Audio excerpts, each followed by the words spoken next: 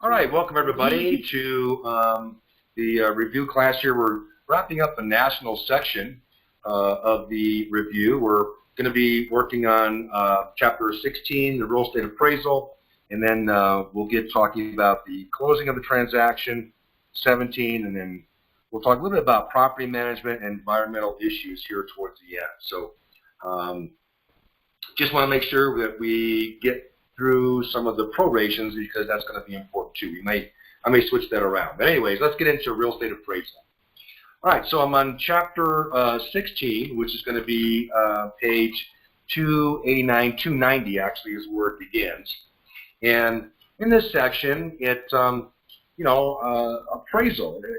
tells you what an appraisal is. Appraisal is an opinion of value based upon some evidence and approved methods. That's what appraisers do. Now, most transactions in real estate, they require an appraisal by a licensed or certified real estate appraiser. And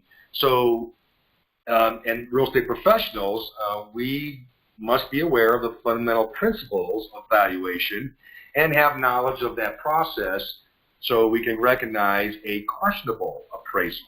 So it's going to come into play in your career where you're going to be dealing with appraisers. And so this is definitely an area what you're going to learn for your exam is going to carry right over into your business in working with appraisers and understanding what they're going through to give value on the property, whether you're on the buy side for your buyer or if you're on the selling side for your seller.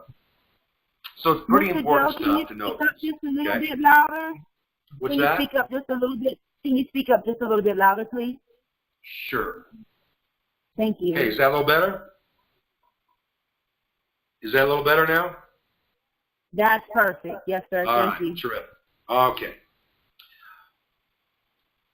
All right, so our objective here is to explain the appraisal concepts, the process employed by the appraiser. We want to describe the characteristics of value and price and explain how they differ, and then describing the three approaches to value. So again, starting on page 290 then, an appraisal is an opinion. And you can get, let's say, 3 appraisers do an appraisal on a particular property, and you're going to get 3 different opinions with 3 different values. They should be close because they're getting their information from the same data source. However, it's still an opinion. So the emphasis here is it's not an exact science that you're going to be able to get a value for a property. It's going to be based upon some approved methodology that we're going to go over here, how appraisers do this work, but it still comes down to, at the very end, the appraiser that's doing the work is going to have to reconcile all of the formulas and data that he has. He's going to need to reconcile and form an opinion of the value on that property. Now, he's going to do that with a report, an appraisal report. That is a standardized report because it comes through this FIRREA, the Financial Institutions Reform, Recovery, and Enforcement Act of 1989, FIRREA. You may get a question on FIRREA, so you need to know what that's about. I'm at the bottom here, Regulation of Appraisal Activities. And FIRREA was meant to have appraisers begin to use a standard methodology in their appraisals. So it also required that any type of loan that was a government loan requires now to have an appraisal done. So any federally related transaction as a real estate financial transaction is going to be required to have a licensed appraiser do the work. Okay. Towards the bottom of that paragraph, it talks about appraisals of residential property valued at $250,000 or less are exempt and need not be performed by the licensed appraiser. Non-residential properties valued at more than $250,000 require a certified appraiser. So, but here again, know that all government loans, any type of government loan, that would be your FHA, VA, and all of your conventional loans, because as we learned last week, those are also backed by the secondary market, which are government entities. So therefore, all conventional loans will need an appraiser, a licensed appraiser, do the work to do the loan as well. Okay, so you got to make sure you know that. Now, in 291, it shows here that the Appraisal Foundation, Council, the Appraisal Qualification Board, AQB, the Appraisal Foundation, they designed this Uniform Standards of Professional Appraisal Practice, USPAP, that was established by this ASB board and the Appraisal Foundation. So they meet regularly and make any changes according to market conditions or changes in the industry. They keep everything current, and everybody, all the appraisers then are using the same forms. Doesn't matter if you're doing an appraisal in a different state, in Colorado, or you go to one to Texas, you're going to see the same standardized forms in all of those appraisals. And that comes from the USPAP. There are some organizations for appraisers, and you're seeing here on 291 some of those organizations, the appraisers.org, the American Society of Farm Managers, Rural Appraisers, that's the ASFRMRA.org, the Appraisal Institute, International Association of Assessing Officers, International Right-of-Way Association, and the National Association of Independent Fee Appraisers, that's NAIFA.com. I would encourage you, as always, to go to these websites and check out to see what they're about. It'll help you get a better understanding of what appraisers do. Next, we're going to talk about is a competitive market analysis, often called a CMA. So a CMA, or competitive market analysis, is done by real estate professionals to help their clients, whether they be sellers when they're trying to determine what price they should sell their home, or when they're working with clients that are buyers when they're trying to determine what type of offer they're going to be making on a particular property. The real estate professional is going to be doing a competitive market analysis, or a CMA, for their client to help them see what homes like those are being sold around that area. So sellers can get an idea of what is selling, so they don't overprice or underprice the home, and buyers can get an idea what they can offer so they don't pay too much for the home. So this is something we do. It's different than an appraisal, because when we do a CMA, we're collecting data from recently closed properties. These are solds. We are looking at properties currently on the market. This would be the competition that a seller would have if they were to activate their property for sale. They'd like to know probably what homes would I be competing against in my neighborhood. And then we're also going to include properties that did not sell, so they were either expired or they canceled. They just did not sell. So the importance for knowing that is so sellers can see and buyers can see what prices are not working. Okay? So in a CMA, we're looking at active properties, sold properties, and expired or canceled properties. Okay? All of those are going to be given to our clients to help them make a good decision about what they're about to go ahead and do.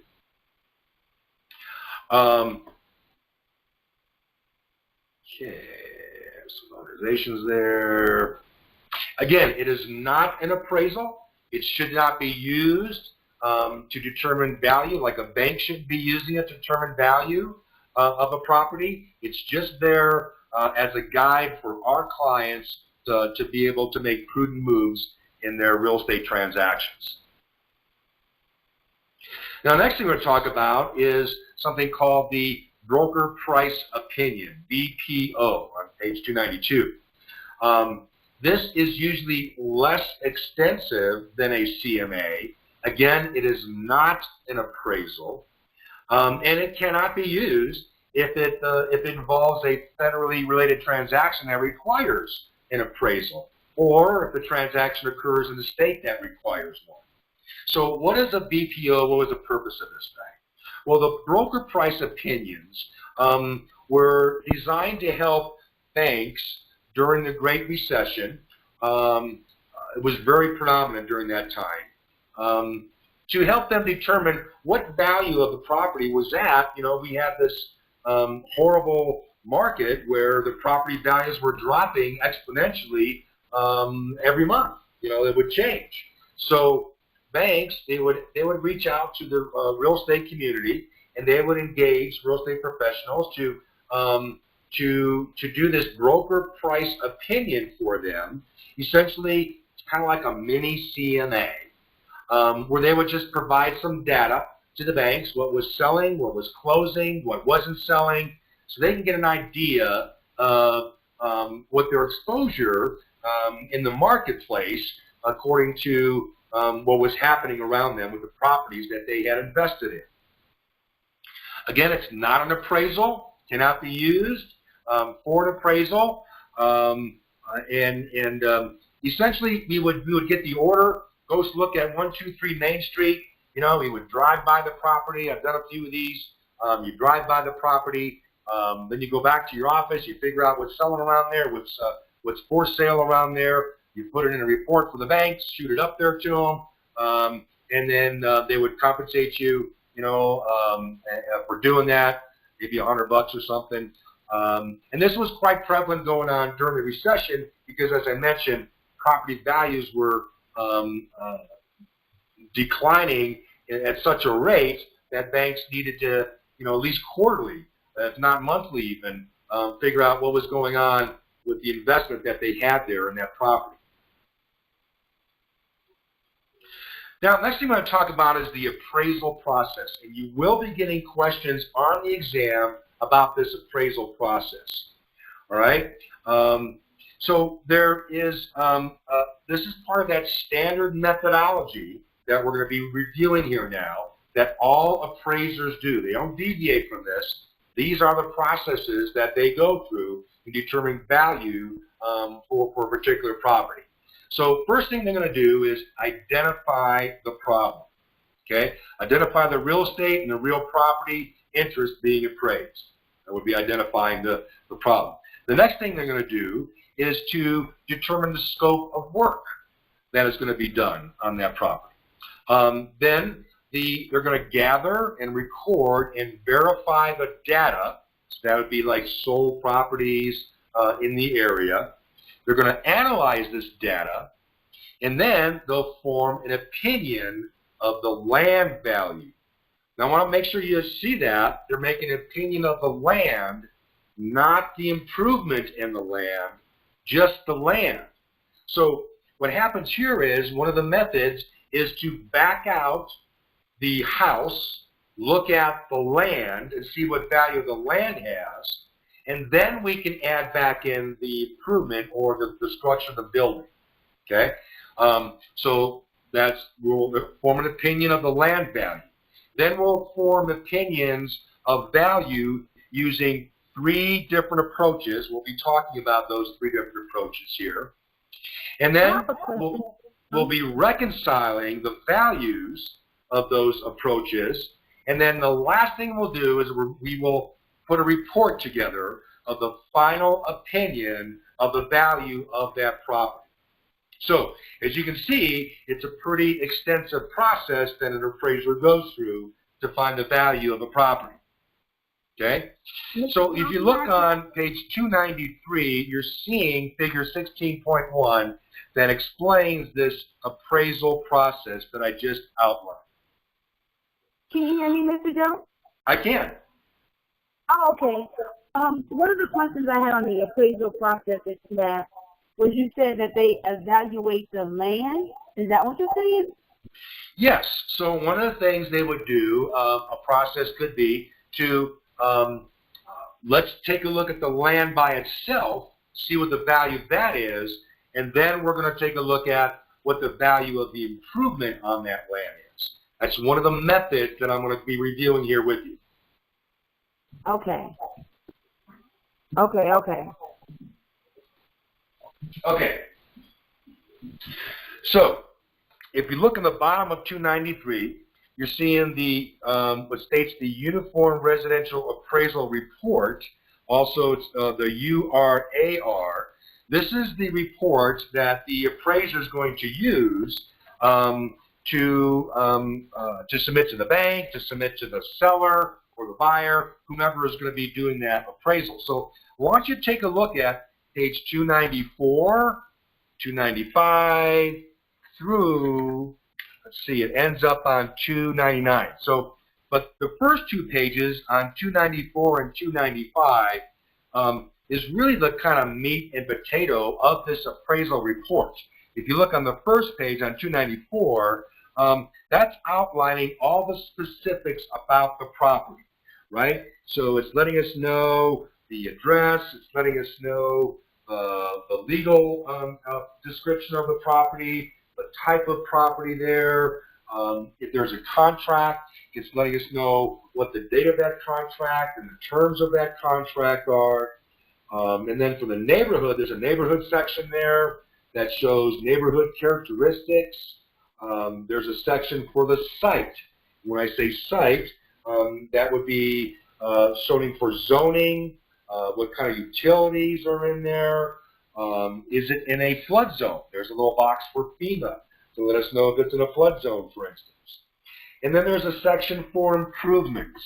And now under the improvement section, it's going to give some information about the foundation, about the way the construction was built, the exterior walls, what the interior looks like for the walls, the flooring, trim, finish work. It's going to also note what kind of heating and cooling the property may have.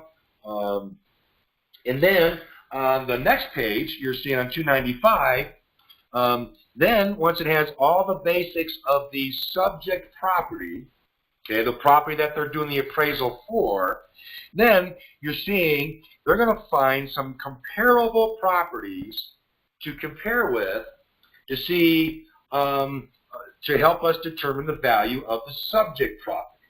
Okay, now I want you to really take a good close look at page 295, and you're seeing on this page a series of columns, right?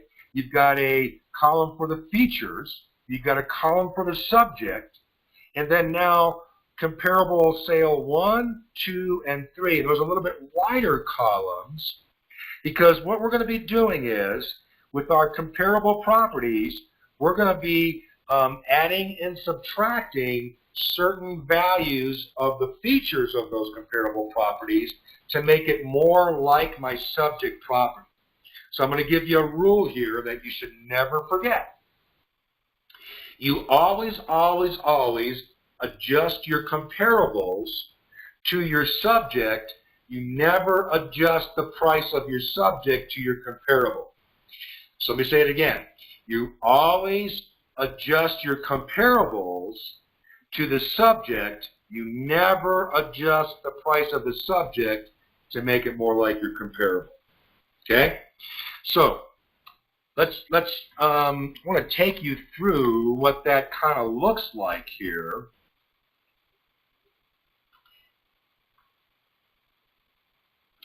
Let me just turn my camera on for a minute so you can see. And I'll go this way. There we go. Okay.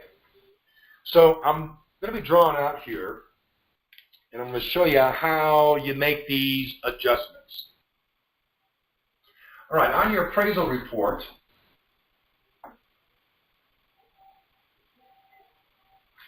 you've got a column for the features.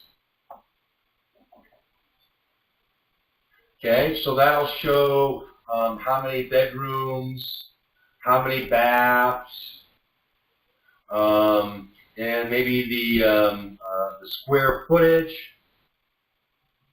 and let's say garage. In my example, I'm just going to use those three things. There's more on that report, but I just want to show you an example here. So you got your features, and then you've got your area for your subject property.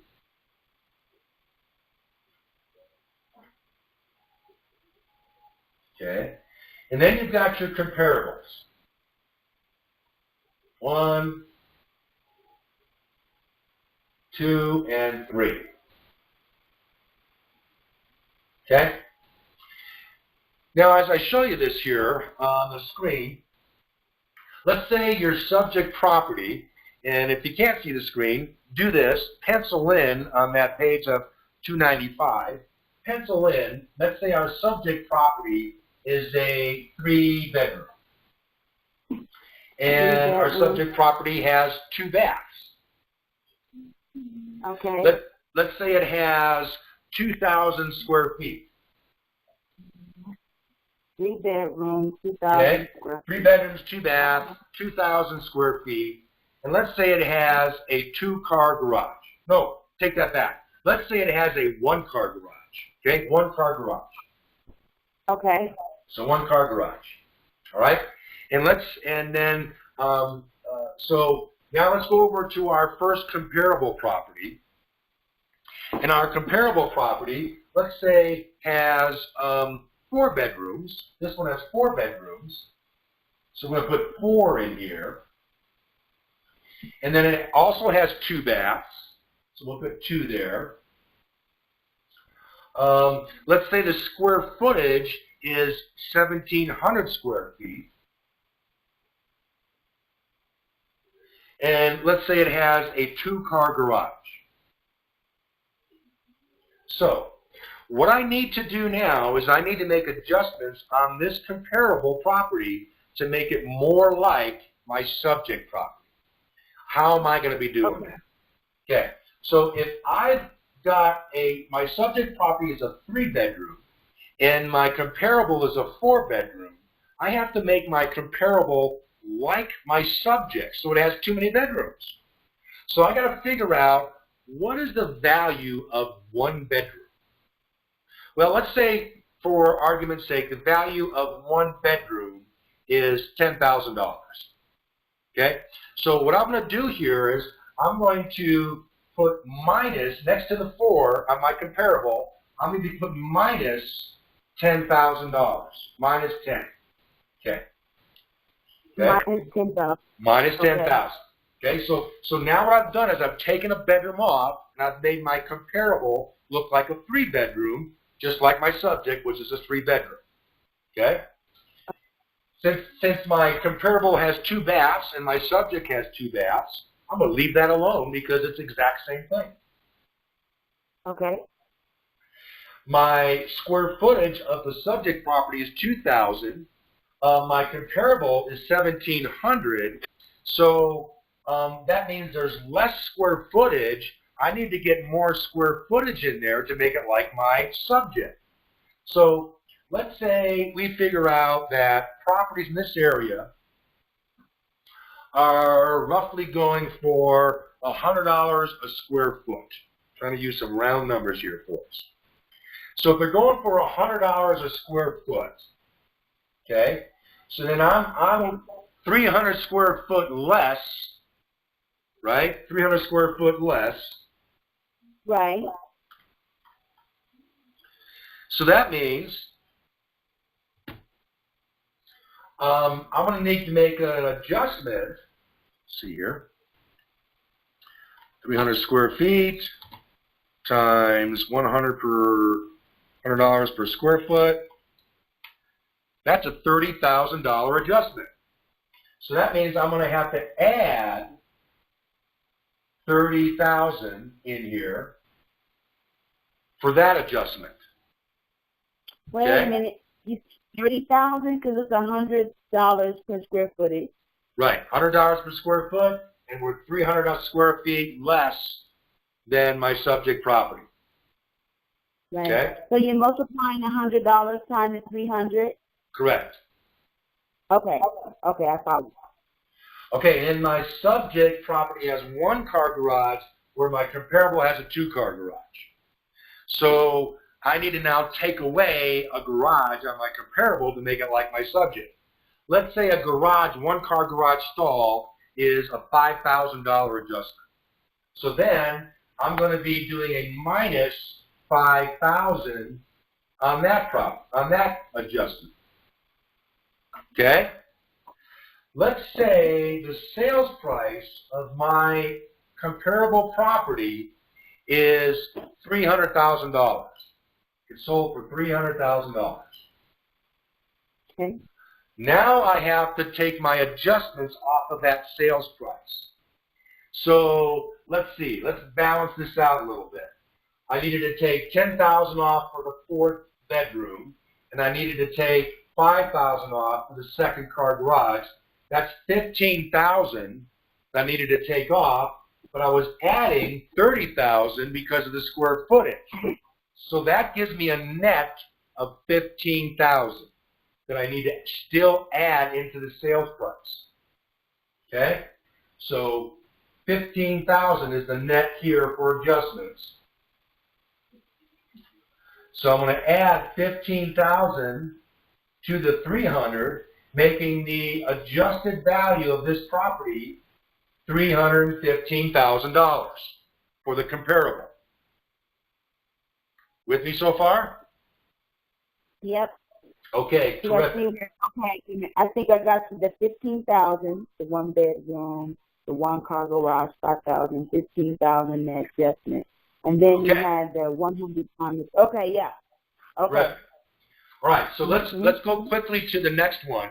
Our second comparable. Let's say our second comparable also is a 3-bedroom. So we'll put 3 in there. No adjustments for that because my subject is 3. My comparable number 2 is also a 2-bedroom, so there's no adjustments for that. My square footage on comparable number 2 is 2,200 square feet. So I need to make an adjustment for that one. And we're going, so it's 200 square feet more than my subject property. So that means I need to bring that square footage down to make it like my subject. I need to take out 200 square feet. And if we're going $100 a square foot, that'd be $20,000 that I would have to subtract from this value. Because now they're both 3 bedrooms, 2 baths the same. And 2,200 square feet, so I got to take off 200 square feet to make it like my subject property. This comparable also has a 1-car garage, so there's no adjustment for that. So the only adjustment I got to make on this comparable is for the square footage. Okay, let's say this property this property sold for $310,000. So it sold for $310,000. My adjustment that I have to make is $20,000. I have to take $20,000 off of there. So I'm going to take $20,000 away from $310,000. Did you say that's going to give me $290,000. $290,000. Okay. That gets me a net of $290,000. Okay? Then let's go to my third one. Third comparable. It's also a 3-bedroom. No adjustments there. It's also a 2-bath. No adjustments there. This one happens to be 2,000 square feet, so we don't have to make any adjustments there. In fact, it's even a 1-car garage. So no adjustments on this one. And this property sold for $320,000. 20. And now that's a $10,000 difference. Okay, so now you're seeing a range here, and of the different comparable properties. What we could do is one method the appraiser will do, they'll add the 3 values together, 320 plus 290 plus 315, and divide that by 3 Okay. to get an average of 308.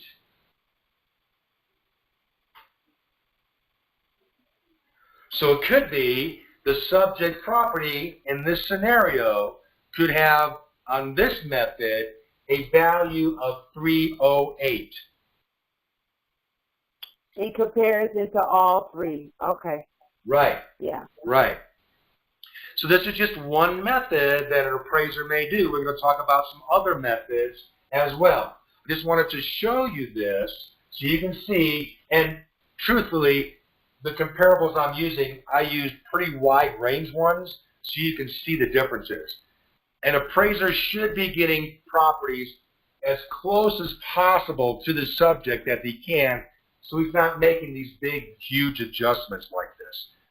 I just do this so you can see how it works. It's easier for you to see it. Okay? All right, terrific. I guess I have one question. Is it when you're doing the comparing of the properties, are you looking just in a particular like 4-block radius or just in that zip code?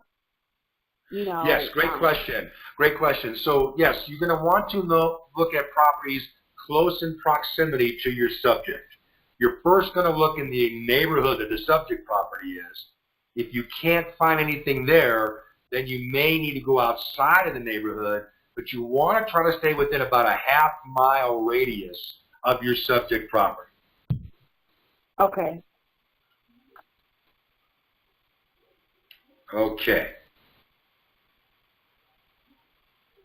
All right, so that just shows you how we do some comparisons using that form that I showed you from 294 to 295.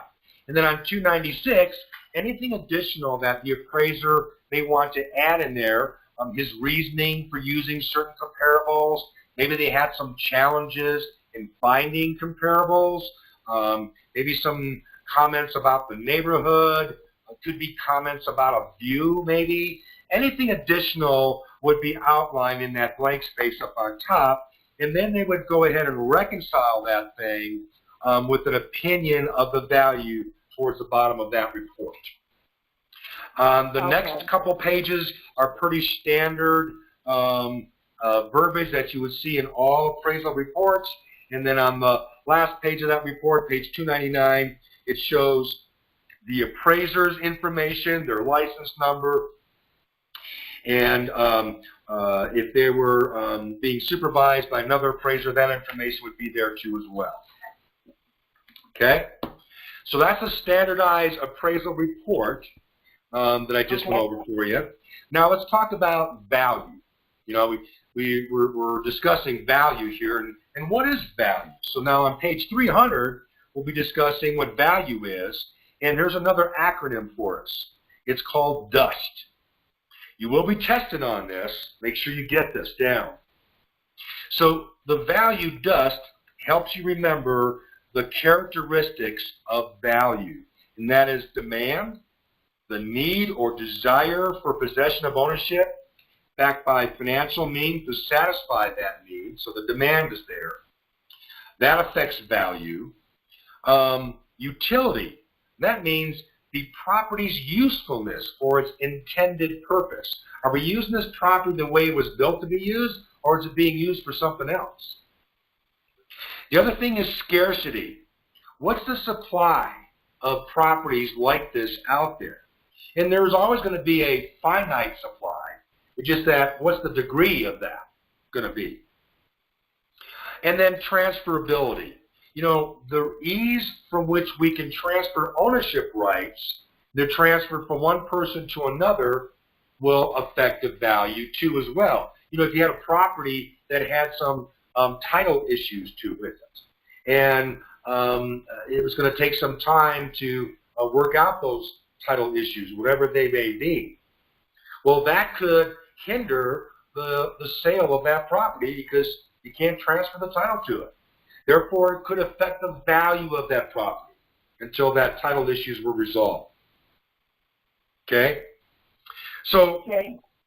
the determination of the market value, it does require that the buyer and seller are unrelated and they're acting without any undue pressure, so no one's being coerced. It also is stemming on that both buyer and seller are well informed of the use of that property and including its defects and advantages the property has. It's also going to take into consideration the time allowed for the property on the open market to get exposure on the open market. How long has it been active on the market? And then it's also looking at the terms to be at cash or if it's equivalent value. So it's a cash transaction. So nothing would be impeding the process of the purchase. Maybe financing get held up could impede the process of that purchase. So it's looking at it as if it was cash. Nothing impeding it to go through. And the last thing is the price that the property paid for the property is a normal market price. It's not being affected by any special financing amounts, costs or fees or credits in that market. Okay, so then we talk about what the market price is, and it talks about market value. The little gray box at the bottom left of page 300, it shows market value is the opinion of a property's worth, and market price is the asking offer or sales price of a property. Be sure you get clarity on those two terms. Okay, you could get a multiple choice question with those throwing those terms in there, and it's your ability to get clarity and distinguish between those two. So again, market value is the opinion of the value of the property, and market price is the actual asking, the offer or sales price of that property. You know, it's where the rubber meets the road. So here's a question, Mr. Joe. Say, for instance, you got a property, and the asking value of the property is saying, the listed value is saying it's worth $250,000. That's what their opinion is. But the seller is trying to sell it for $300,000. What happens in that case? Who makes up the $50,000 difference? Okay, if the property is going to be sold? Yeah, that comes under the financing area. So what happens there is banks will only lend out to borrowers based upon the value of that appraisal, what comes in on the appraised value. So in the scenario you're talking about, the appraisal comes in at $250, the sales price is $300. Well, either the seller will have to come down to the $250 price for the buyer to finance it, or the buyer may have to come up with the difference between $250 and $300 if they really want the property.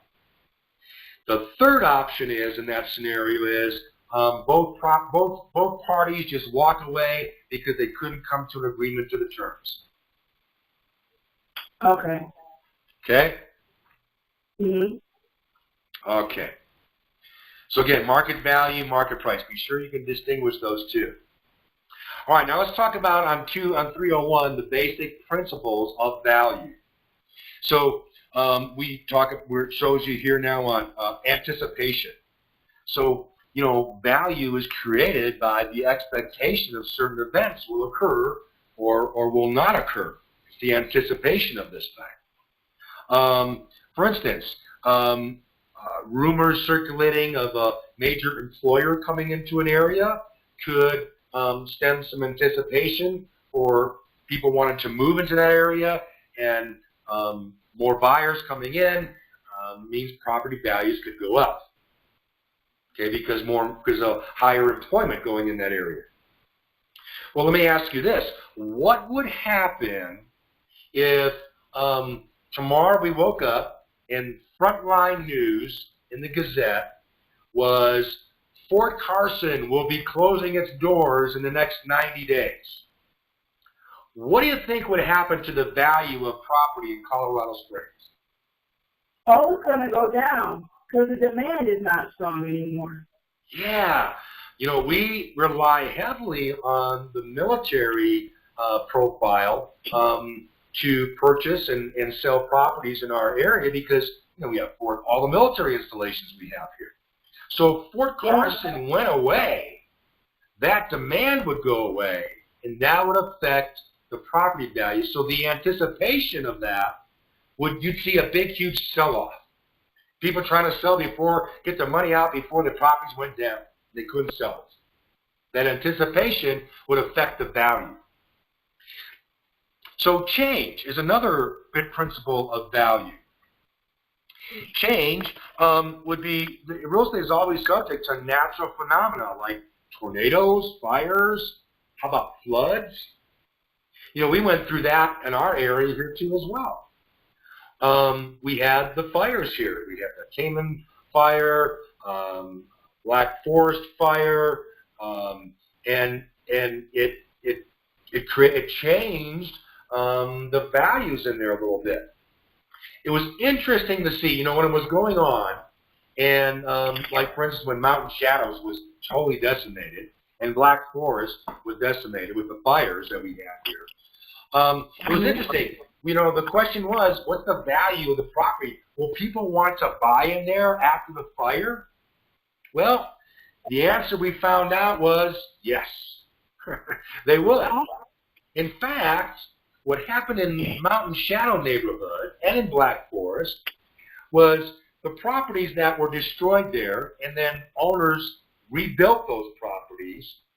Well, geez, now they were brand new homes in there with new construction standards, with newer features. So now the properties actually went up in value because they were like there are brand new homes going in compared to a home that was 20 years old. So we saw an uptick in values in those neighborhoods, and it was a change, a basic principle of value in appraisal. Competition, the supply and demand creates competition. So professional businesses tend to attack competition. So the success of a retail store could cause investors to open similar stores in the area, it says in here. So competition can affect value. Then we have conformity. Conformity is the maximum value that is created when the property is in harmony with its surroundings. Okay, so it's being it's nothing that is out of character for the area. So like single family residential neighborhoods, buildings should be similar in design, construction, size, and age in those type of communities. A lot of parts of the country are going through what they call tear down phase, which maybe large expensive homes are being replaced with smaller ones, or there's all kind of changes going on to the conformity of areas with properties. The next one is contribution. Under this principle here of value, it's measured by the effect of the whole parcel. So when you put a pool in, a swimming pool, let's say, or a greenhouse, or some unique feature in it, it may not add value to the exact cost of that feature, but it's going to bring to it intrinsic value to the property as well.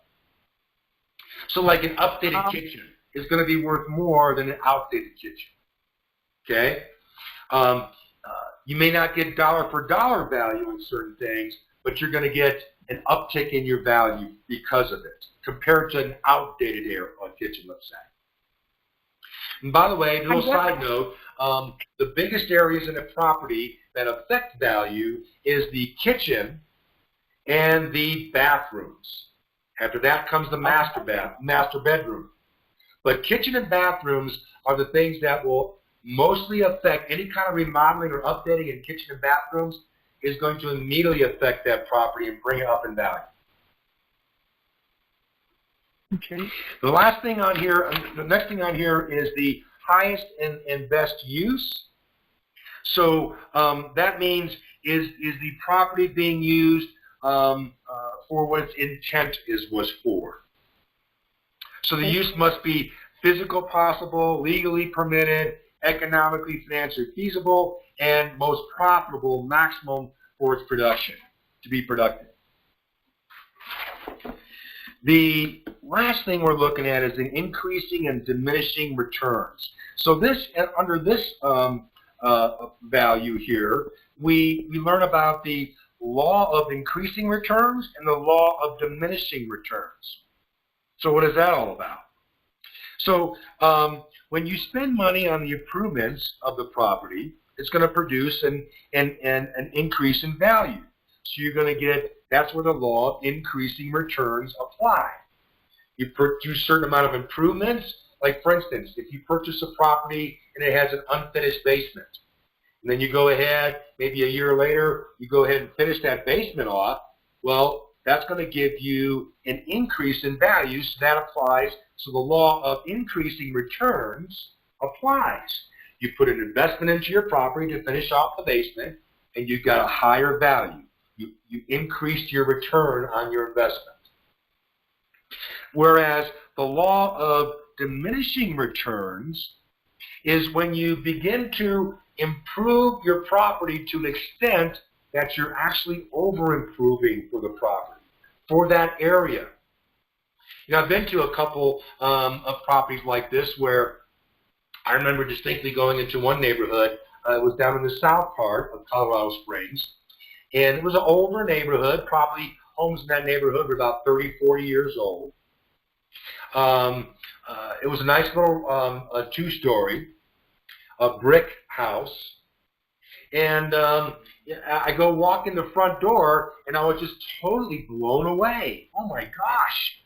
These people had put in custom wood floors. They had the craftsman finish touch with the wide baseboards and the wide trim around the doors.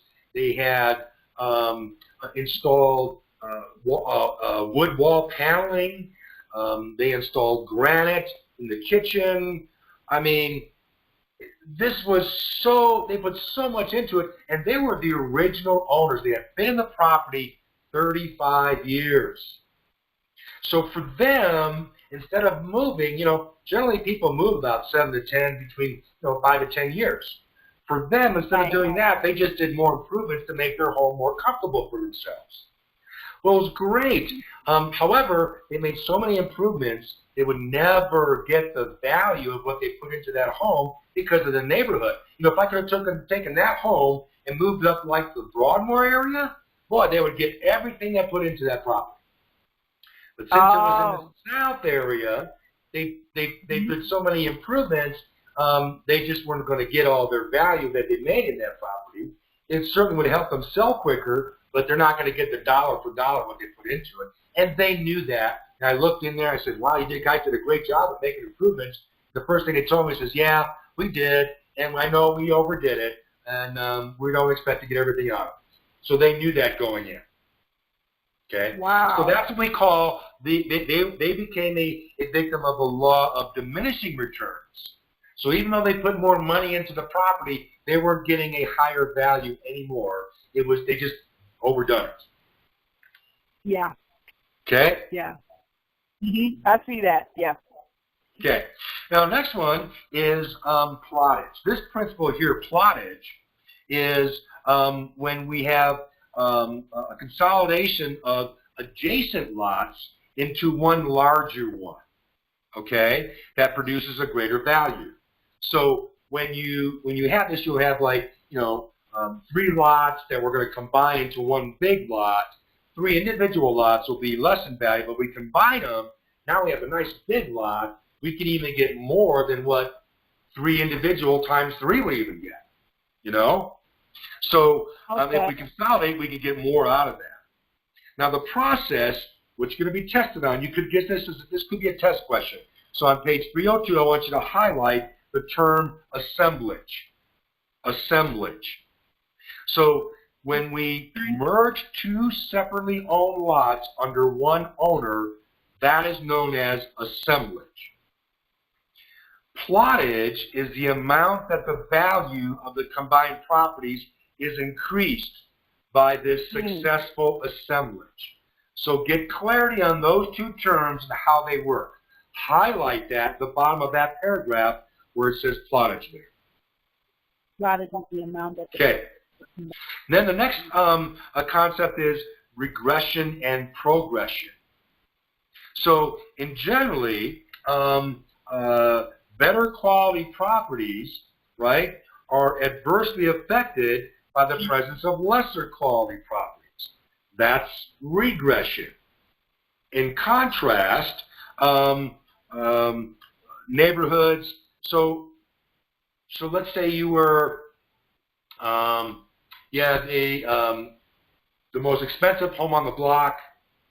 All the properties around you are less expensive. They're not going to improve the value of your property because you're the most expensive on the block. It's not always good to be the king of the hill, okay? Because what's happening is your value of your property is driving up the property of the ones around you. And that's the principle of progression, okay? When more expensive properties are helping lower value properties go up and down. That's progression. When you have an expensive property, less expensive properties could bring that down. That's called regression. Okay. Highlight those. Those could be two terms you could see on the test. This theory of substitution, this principle here, is the maximum value of property set by how much it would cost to purchase an equally desirable and valuable substitute property. That's the value of substitution. Okay? And then the last thing is, of course, supply and demand. So supply and demand operates just like any other kind of product or market out there. Real estate's the same way. The value of a product depends upon the supply, the number of that products available on the market. When supply of property increases, their value decreases. When demand increases, their value increases. So I relate that to the market conditions we have here now. We have a supply and demand issue going on in our marketplace, pretty much nationally, really, where we have great demand, people wanting to purchase property, purchase homes. However, our supply of homes is low, so it's causing prices to go up, okay, increase. That's what's happening right now in our marketplace.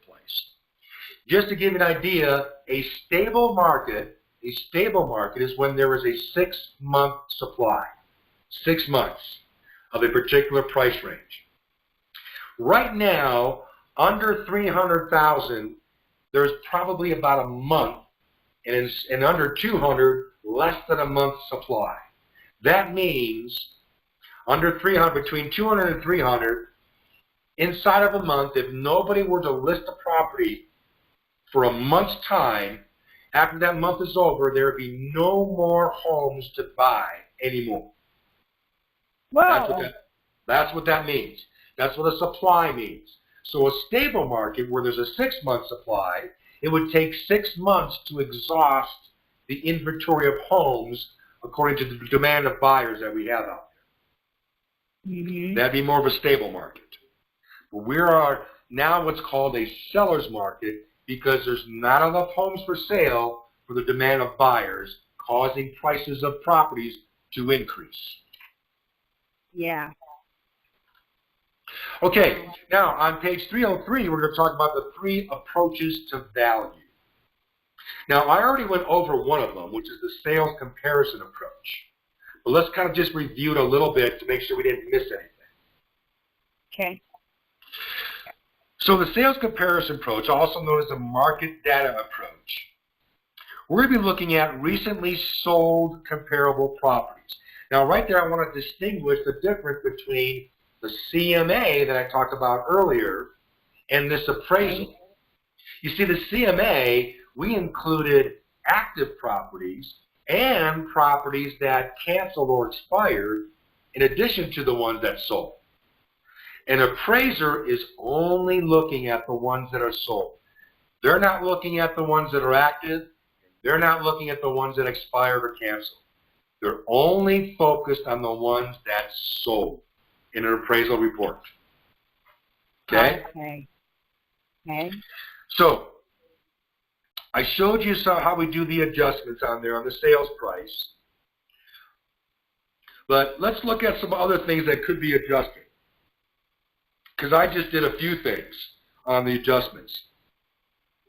So other adjustments can be made for property rights when they're maybe less than fee simple. That could affect the value.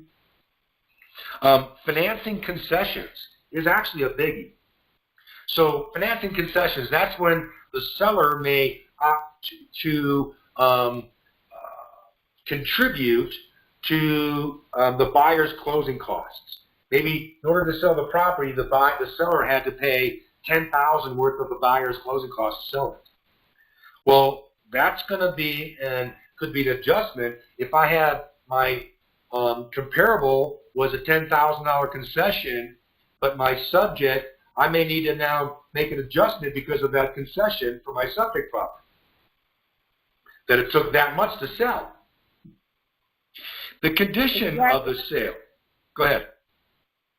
I was going to say, see, the adjustment could be your asking price, right? In the beginning, you may have asked for $320,000, but if you're now offering $9,000 for closing, can the adjustment from the seller be now want to raise the asking price to $329,000? Exactly. That's what's going to happen. They're going to take that off of the comparable so that we can make it kind of more like our subject. Yeah. Okay. And the next thing would be market conditions, so interest rates, supply and demand, those kind of factors are going to be analyzed as well. The conditions of the sale, adjustments could be made for motivational factors that could affect it, like a foreclosure, for instance. You know, during the Great Recession, it was tough to get an appraisal done. Appraisers were finding it difficult to find a value of the property when the property values were declining in such a quick, fast rate. I mean, literally, it'd be different 1 month to the next.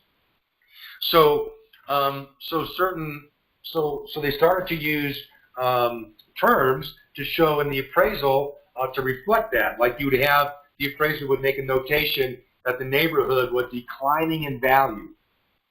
Neighborhood declining in value. Can you imagine that on an appraisal report and the bank getting it, trying to figure out what they're going to loan for somebody, and it says right on there, well, the neighborhood declining in value. Wow, that really fires them up to go give a loan on that property, doesn't it? So that was a challenge during the Great Recession because of the declining values that we had. And that was according to market conditions. So adjustments needed to be made according to the conditions of the sale and the market conditions. Okay. Other ones that we're seeing here is the market conditions since the date of the sale, and then location or area preference. So here's where, you learn the value. You might hear this from people, which you learn in real estate classes. Location, location, location affects the value. And it's true. So, right? So the same property, and I can relate to this from my home building experience. So we would build a particular model, let's say in a neighborhood that was down in the south part of Colorado Springs. Then we would take that same model and build it in a neighborhood up in the northern part of Colorado Springs. Maybe it was a popular ranch plan or something like that. Well, what I would be able to sell that ranch plan in the south compared to up north might be about a $20,000 swing. Yeah. Same type floor plan, just because the location is different, perceived to be more valuable than another location. So location, location, location can affect the value too as well. And then any kind of physical features and amenities on the structure's age, the size, condition, any amenities, that may require some adjustments too as well. Okay, so that is the sales comparison approach or the market data approach. Now, let's talk about the cost approach, second approach to value. So this cost approach is based upon the principle of substitution. So there's 5 steps in this cost approach. Page 304, look at the 5 steps. First step is to estimate the value of the land as if it were vacant. Okay, we're doing cost approach, so we're going to look at the land like it was vacant and available to be put at its highest and best use. So we're backing out the value of the improvement just looking at the land. Okay, we're going to estimate what's that value look like. And then we're going to estimate the current cost of constructing the buildings and those improvements. What does it cost? You know, are building improvements being built at, you know, $100 a square foot, $50 a square foot? I mean, you know, what are they being built at? And then we're going to estimate the amount of accrued depreciation. And I don't want you to get mixed up with this term. It's a new term for you.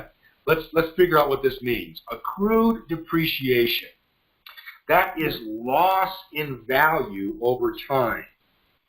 Why does that happen? Well, it could be because of the physical deterioration of the property, the functionality of the property is obsolete. It's not really functioning like newer properties are.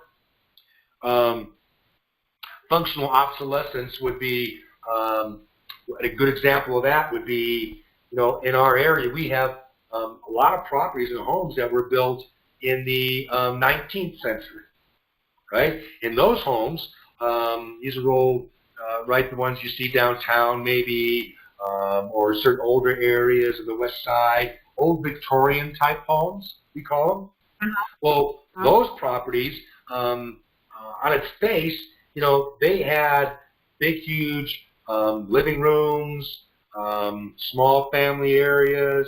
They had decent-sized bedrooms, small closets, and could be a 4-bedroom home with 1 bathroom upstairs. So that's just how they built those properties, those homes back then, right? That was okay for them. They didn't need big closets because, you know, I didn't have a big department store to go to. I wore my church outfit on church days and my working outfit on work days and my leisure outfit on leisure days. And that was it. I didn't need nothing else. And why do I need more than 1 bathroom? If you need that, we got an outhouse in the back. Right, that's true. Right? So here comes the 20th century. Now here we are in the 21st century, and these old Victorian homes, owners have now gone in and updated them. They put an additional bathroom on the main level. They widened, done the big closets bigger. You know, they made some updates in these. So that's when we talk about functional obsolescence, to make it more functional to today's standards. The number 4 is, in this cost approach, is to deduct the accrued depreciation, which is the loss in value. You want to deduct that from the estimate in the 3rd step, from the construction cost of step number 2. It'll all come together here in a minute. The 5th thing is we're going to add now back in the estimate that we had for the land value from our 1st step, and then we're going to reconcile this thing. So let's take a look at this example, and it'll be crystal clear for you what we're talking about. So step number 1, we're going to look at the land as if it were vacant. So the value of this land in this approach is going to be $50,000. Then the next thing that we're looking at is the estimate of current cost of construction. So for that type of an improvement, for that property, they're estimated to be $180,000. Now this accrued depreciation, again, that's just a loss in value because of the deterioration of the property. It's just been there over time. So they're going to take the accrued depreciation to be $20,000. Okay, so the next thing they'll do is they're going to take $180,000, which is the cost of the construction, and they're going to subtract that accrued depreciation, that $20,000. That gets them now to a net of 160 for the improvement. Notice they took the accrued depreciation off the improvement, not the land. I want to make sure you notice that. Then the next thing we're going to do is we're going to take the value of the land, add it back into that improvement of the 160, so that's where we come to now a value of 210,000. See how that all stacks up there? Okay, you had me when we got to the 160 because I see how they deducted the 20 from the depreciation of the value of the property. Okay, so right now at the 160, so we'll stop there. So the 160 represents the improvement only. Remember, our first step we did was take out the value of the land. Now we need to put it back in, and that's the last step. So we take the 160, which represents the value of the improvement, the building. Now we add the land back in. That's how we get the 210. Got it. Got it. Okay? Mm-hmm. All right, terrific. Now on page 305, they're showing you the sales, a figure 16.3, the sales comparison approach to value. And it's what I just did on my whiteboard here. You're seeing what it looks like all detailed out, all the different features. And you see how they're making those adjustments along the way. And the way they did it in here is a little bit more truer picture of what you could see of the comparable property. So they're kind of close to the subject property, the way it looks. There's a lot of things that are the same, and that's what we need to do. You always need to find properties that are as close as possible to it. The example I gave showed properties that were had wide ranges because I wanted you to see how the adjustments were made. Okay. Okay, underneath that figure, you're seeing the term depreciation. So we talked about accrued depreciation. So the term depreciation, it just simply means it's a loss in value for any reason, whatever reason it would be. Depreciation is some type of loss in value. Now, it does refer to a condition that adversely affects the value of an improvement to real property. Now, check this out. I want you to underline this. In this paragraph, land is not considered a depreciating asset. It retains its value indefinitely. Okay? The only exception is in rare cases where urban parcels that is rezoned, land that was improperly developed, or misused farmland. Okay? So, but land in general then does not depreciate. The improvement, the building depreciates. Okay? Make sure you get that. Okay. So on page 306, you're seeing 16.4, figure 16.4. Here's a cost approach to value, showing you again how those numbers stack up there. So the first step is they value the land, $27,000. Now they add some improvements that were done to the land, the driveways, the walkways, and the landscaping was $10,000. So the total value of the land came to $37,000. The second step they did was figure out the value of the building. That came to $187,000. Third step is to factor in the accrued depreciation. So they showed physical depreciation.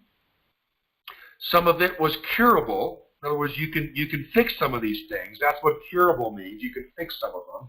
So there were certain items that had some deferred maintenance. So if you just fix those things, that would cure it.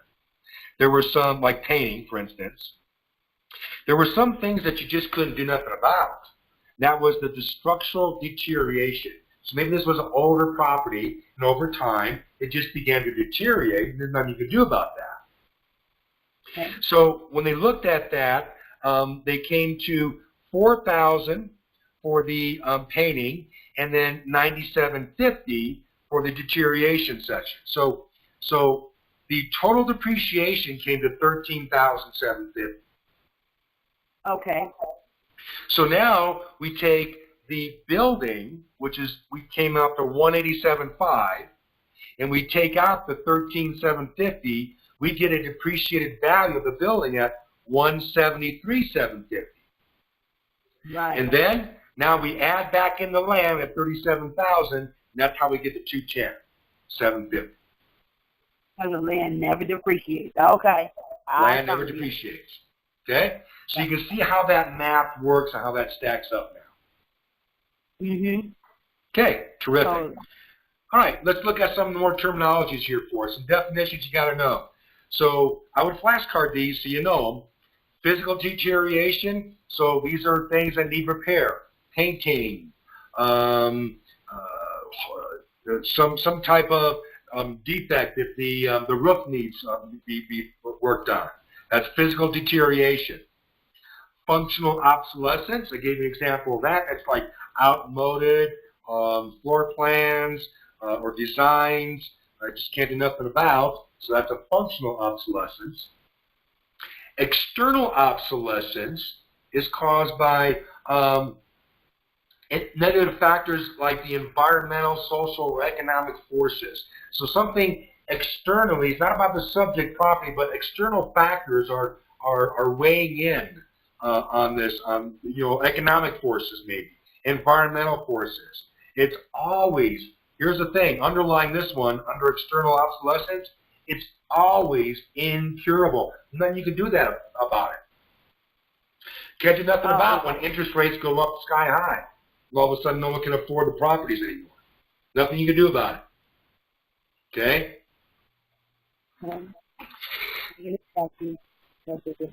Now, the easiest, we go to page 307, and now we're looking at another term here called the economic life.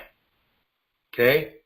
So, the economic life is the period during which it's expected to remain useful for its original intended purpose. That's the economic life of a property.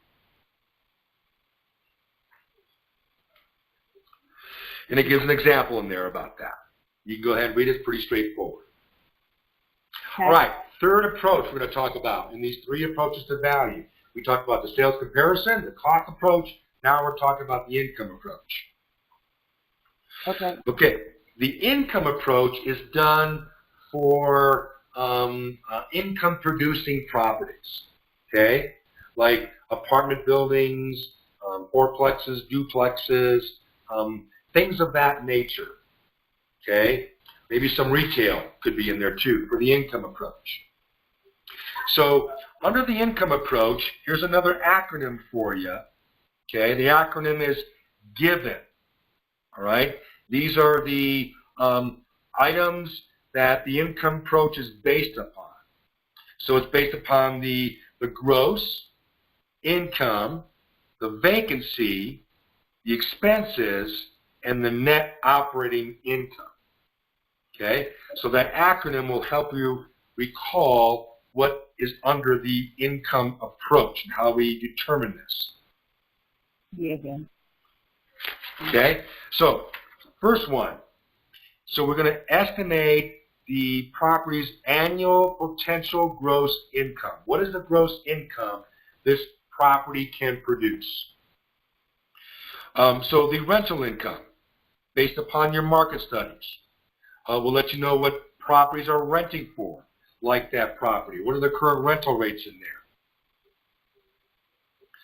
there? The next one is we're going to deduct an appropriate allowance for vacancies and rental loss based upon what's been happening in that marketplace and arrive at effective gross income.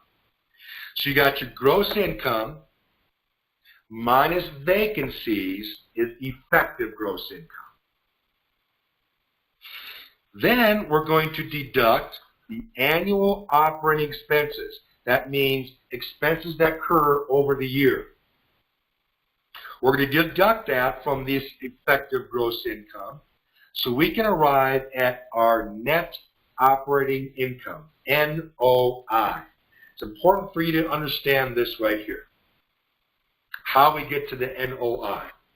What's the formula? Well, we start with our gross income. We deduct any vacancies. And then we deduct the annual operating expenses to get us the NOI. Make sure you understand the path to get to the NOI. You'll be tested on that. Okay, so income to Okay. Make sense? walk this one down, Mr. Joe. Say that again? Can we walk this one down just a little bit? Well, yeah, sure. Let me get to the bottom part here, and then we're going to see how this all how the math looks. Let me finish this out. So Okay. the fourth thing we're going to do is estimate the price an investor would pay for this income produced by this particular property. We do this by estimating the rate of return or yield. Remember the term yield in financing? That's what the bank is expecting to earn. Same thing here. Yes. An investor is expecting to earn a certain rate of return on that investment, and that is the yield they're looking for. Okay? Now, the rate of return that they're looking for is called the capitalization rate, or cap rate, is the rate of return. So when working with investors, they would be shopping for properties and say, hey, I'm looking for a cap rate of 20%. So that would tell you, okay, if by going backwards from this process I'm going to show you in a minute, you'd be able to figure out what kind of properties and what values and prices he's looking for. Okay? The cap rate is the rate of return. It's always a percentage rate. Okay? Let's turn the page, and we're seeing here, last thing we're going to do is apply the cap rate to the property's annual net operating income to arrive at the estimate of the property's value. Okay? So let's back up a little bit. I want to get detailed because cap rate, people get kind of all in a bunch over cap rate. Let's not do that. Let's just dispel that right now. Okay? So we determine the cap rate by comparing the net operating income with the sales price of properties that have sold in that market. So, example, we have a property that has an annual income of $15,000 at the top of page 308, and then it's sold for $187,500.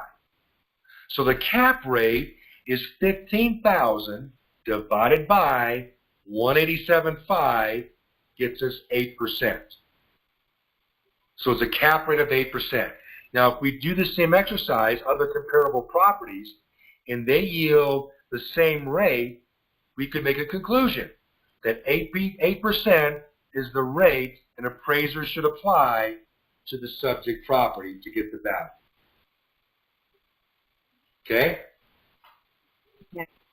Now, the last thing is we're going to apply that cap rate to the property annual net operating income so we can get a value of that property. All right, let's look at figure 16.5, page 308, and you'll see how this stacks up. So, potential gross annual income for this property is $60,000. That's over the year. That means it's making $5,000 per month. But over the year, $60,000. Has 100% cap capacity, so there's no vacancy going on there. Okay, 100%. There is some income from other sources in this property. There's some vending machines. Maybe there's some washing machines and washing dryers in there or something. So they're getting another, and payphones. I don't know. This must be old. I haven't seen payphones for such a long time. So I don't know about payphones. But let's say they had washers and dryers in there or something like that. So $600 added to that income. So the total income was $60,600 for this property over the year. So we do want to factor in, I know they have 100% occupancy, but we know things could change. We want to be pretty conservative with this approach. So we're going to factor in a a 4% vacancy factor. So we take that times 4%, gets us 2424. We subtract that by the 60,600, gets us effective gross income of 58,000. So here again, gross income minus vacancies equal effective gross income. Now the next step is to add up all the expenses on this property. So in this case, we got some property taxes, insurance, the maintenance, the heating, utilities, some repairs. Looks like they did some decorating in there. They replaced some equipment, pay some accountants and legal staff. We needed to advertise for that. And then, hey, we pay a manager to manage this property. So those, all the expenses we have, they total up to be 27,000. So then I'm going to take my effective gross income, subtract my expenses to get my NOI, my annual net operating income. Okay, that comes at 31,176. All right, next thing I'm going to do is I'm working with here a cap rate of 10%. That's the overall rate. So if I take my cap, 31,176 divided by that 10%, I'm going to get 311,760. So my market value by the income approach would be $311,760. Okay, so far so good? Okay, so we'll continue. Yeah, I'm with you. All right, good. All right. So that's the income approach. All right. Now I want to point something out here to the bottom of 308. And this is what I affectionately call IRV. You always want to bring IRV with you to the exam. I'll go ahead and put this on my camera so you can see it on my whiteboard what this looks like.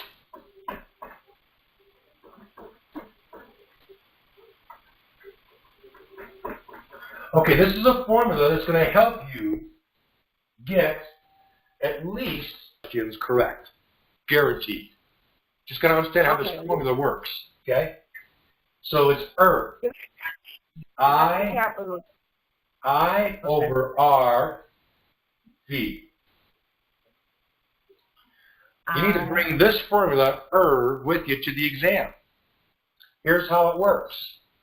I stands for income. Money coming in somehow. R stands for some type of a rate, could be a cap rate. And V stands for value, some type of a value. So with this formula, okay, I divided, I'm using a fraction here when you see this on the screen, I divided by R is going to equal V, the value. Okay? Income divided by the value is going to equal the rate. So this little fraction here, I over RV, is kind of like your divider, right? I divided by R equals V, I divided by V equals R.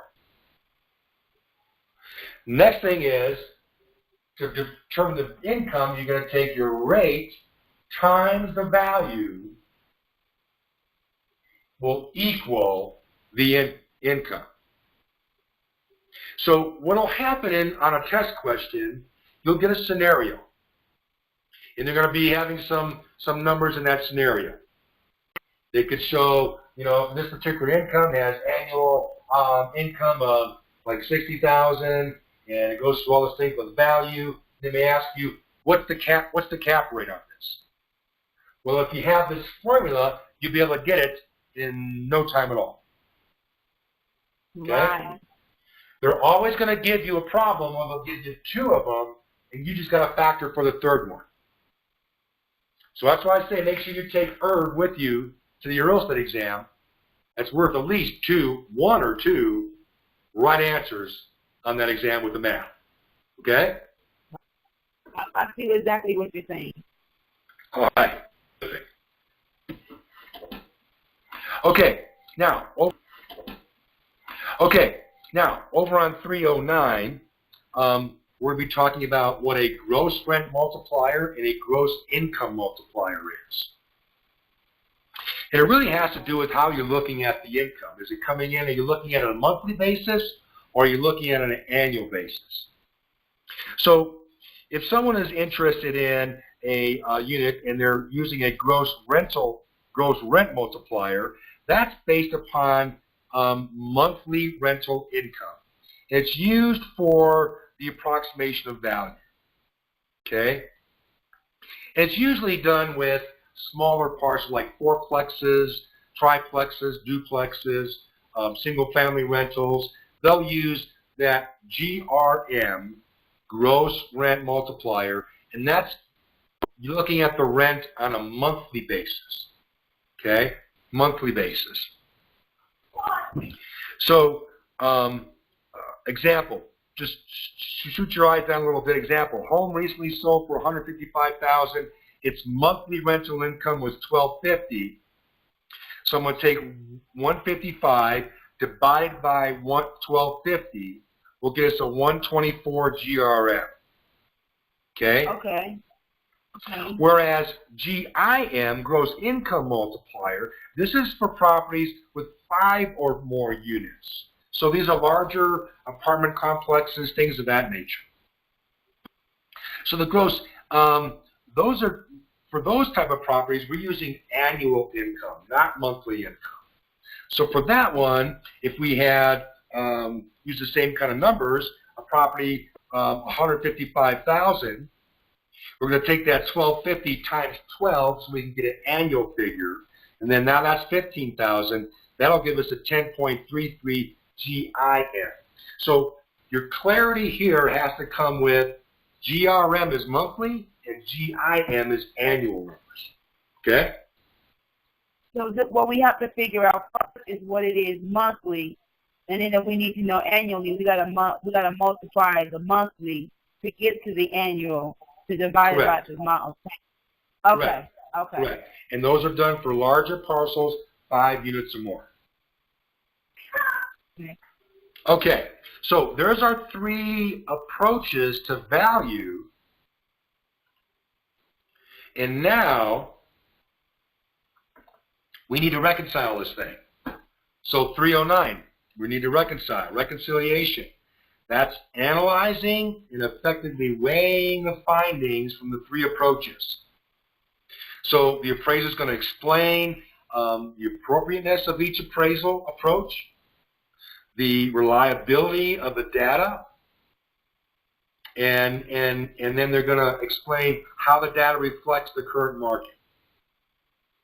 So figure 16.6 is showing you some gross rent multipliers for some comparables, GRMs.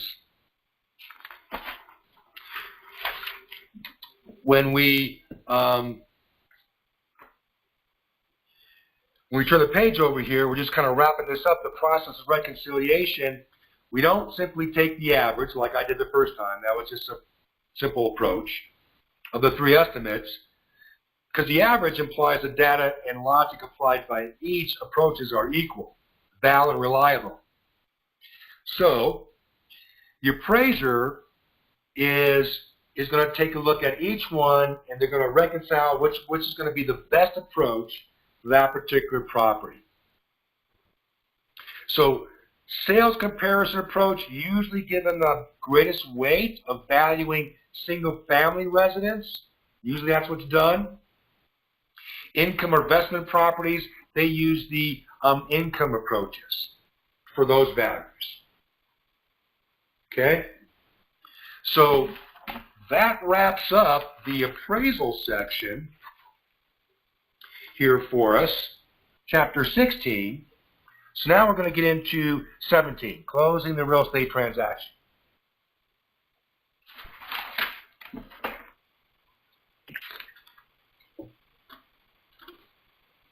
Okay, so here we are. We've gone through all of the processes, helping find property for our buyers or helping our sellers sell the property. gone through the appraisal process. Buyers have gone through the financing process. We've done inspections, a lot of things we've been talking about in the class. And here we come to the very end, closing the real estate transaction. So this is the conclusion of this whole process. Title to the real estate is transferred when they get exchanged for payment of the purchase price. We're to transfer the property from the seller to the new buyer, new owner. Now, until these preparations begin, our relationship is primarily with either the buyer or the seller. During the closing period, we got new players coming on the scene. So we got to have a good knowledge, thorough knowledge of the closing process, and what's our best defense against any risk of the transaction failing and not closing. So in this section here, we're going to describe specific steps and processes involved in achieving conveyance of clear and marketable title, including compliance with any applicable laws. We want to be able to describe the closing procedures, the respective roles of all the parties, and then the provisions of Resp and the Mortgage Disclosure Improvement Act. We also want to describe all the buyer and seller charges and credits contained, explain financial entries, the math calculations contained in these, and review and confirm the accuracy of the closing statement. Okay, so there are some pre-closing procedures, and for each side there's going to be certain issues, right? So prior to closing for the buyer, they have to have the final property inspection. If there's a survey, that needs to be done. Any evidence of title they're going to want to get. If there's a lease, any leases, if a tenant resides on the premise, they're going to want to get a copy of that, right? And this final inspection is what they call sometimes the final walkthrough. So remember, early in the process, the home was to be inspected, and any inspection items on there would be resolved with the seller that the buyer wanted the seller to address. But now this is right before closing. There's going to be a final walkthrough where the buyer is going to go through the property with the real estate agent and just verify that whatever repairs were supposed to be made have been made. The property is still in good has been maintained. All the fixtures in place, and there's been no unauthorized removal of certain things. So that's you don't want to go into your final walkthrough and you walk into the kitchen and all of a sudden you see these avocado green stove and refrigerator where the stainless steel appliances used to sit. Why? What happened? They decided to take those stainless steel appliances with them? No. So that's one of the reasons why the walkthrough is important, just to verify everything's there as you understood it to be. The survey is something that takes place to provide the exact location and size of the property. So that could be important, especially to the title companies. Title companies usually are the ones that order a survey to be certain that, because they're going to be insuring on the title work, things like, one of the things they can insure is encroachments. An encroachment is when there is something happening like a fence that's veering off on somebody else's property. Or maybe there is somebody else's fence is encroaching on this property, on your property you're about to buy. So a survey could bring that to the surface and then dealt with. The evidence of title, the title evidence, so the buyer and the buyer's lender is going to require that the seller comply with the terms of the contract, and one of those is to provide a title commitment to the new buyer, assuring them that they're going to get fee simple title. They can transfer the title. It's marketable. There's no nothing on the title that would hinder the transfers of this title. What could hinder it? Maybe some tax liens,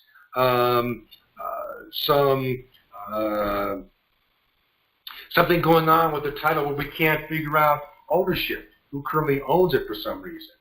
Could be a discrepancy in the name or something like that on there. Could be discrepancy in the legal description. So there could be things that could come up that could be challenges to this property to get clear conveyance. So therefore, buyer and buyer's lender is going to want to have the seller provide a title commitment with a title insurance company, because the title insurance company, they're going to research all this out. They're going to go back to make sure the owner that says owns it is in fact the owner, and nobody else could come up and say, hey, they own the property. They're going to research it out to be certain that there's nothing on the title work, the legal description, things are correct so they can convey it correctly, the right property correctly. Okay? They're going to do all that type of research, okay, and then they're going to issue out a policy of insurance with a commitment stating that we've done the research, and yes, owner, this is the owner of the property, and yes, this is the legal description of the property, and yes, we can transfer this property fee simple to you without any liens or encumbrances. Okay, so that's what the title commitment does. It is something the seller provides for the benefit of the buyer and the buyer's lender if he's financing it. Because remember, if he's financing it, the buyer's lender has the lion's share of the investment in that property. Okay? Now, there's some terms in here I want to bring up. Make sure that you see this here. So on page 318, let's see, under title evidence, the second paragraph under title evidence, there's a term there called payoff statement. So one of the things that the title company is going to do is get a current payoff statement of the loan that the seller has. Make sure we can pay that off as of the date of closing. That'll be something the title company does. Next thing in here that you're seeing, you move down a little bit, and you're seeing this on this first search. In the second to last paragraph, talks about how the first search shows the status of the seller's title. The second search, known as the bring down, is made after the closing and before any new documents are filed. Okay, make sure nothing else got in the middle of that was filed. All of a sudden, here comes a mechanics lien. You know, somebody didn't pay the painter, and now before we can get this totally transferred, they put up a mechanics lien in the property. That would be a problem. So that's why they do this second search, right, before after the closing, just to be certain nothing like that happens. Oh, okay, like a contract. Okay, right. Now, as part of that later search, the seller may be required to execute something called an Affidavit of Title.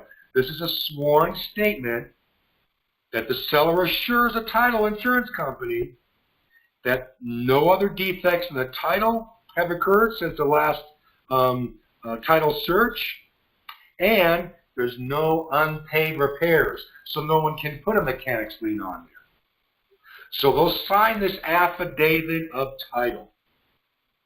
Okay, they're committing to they haven't stiffed some worker and not paid them for the work done. Okay, next page, 319.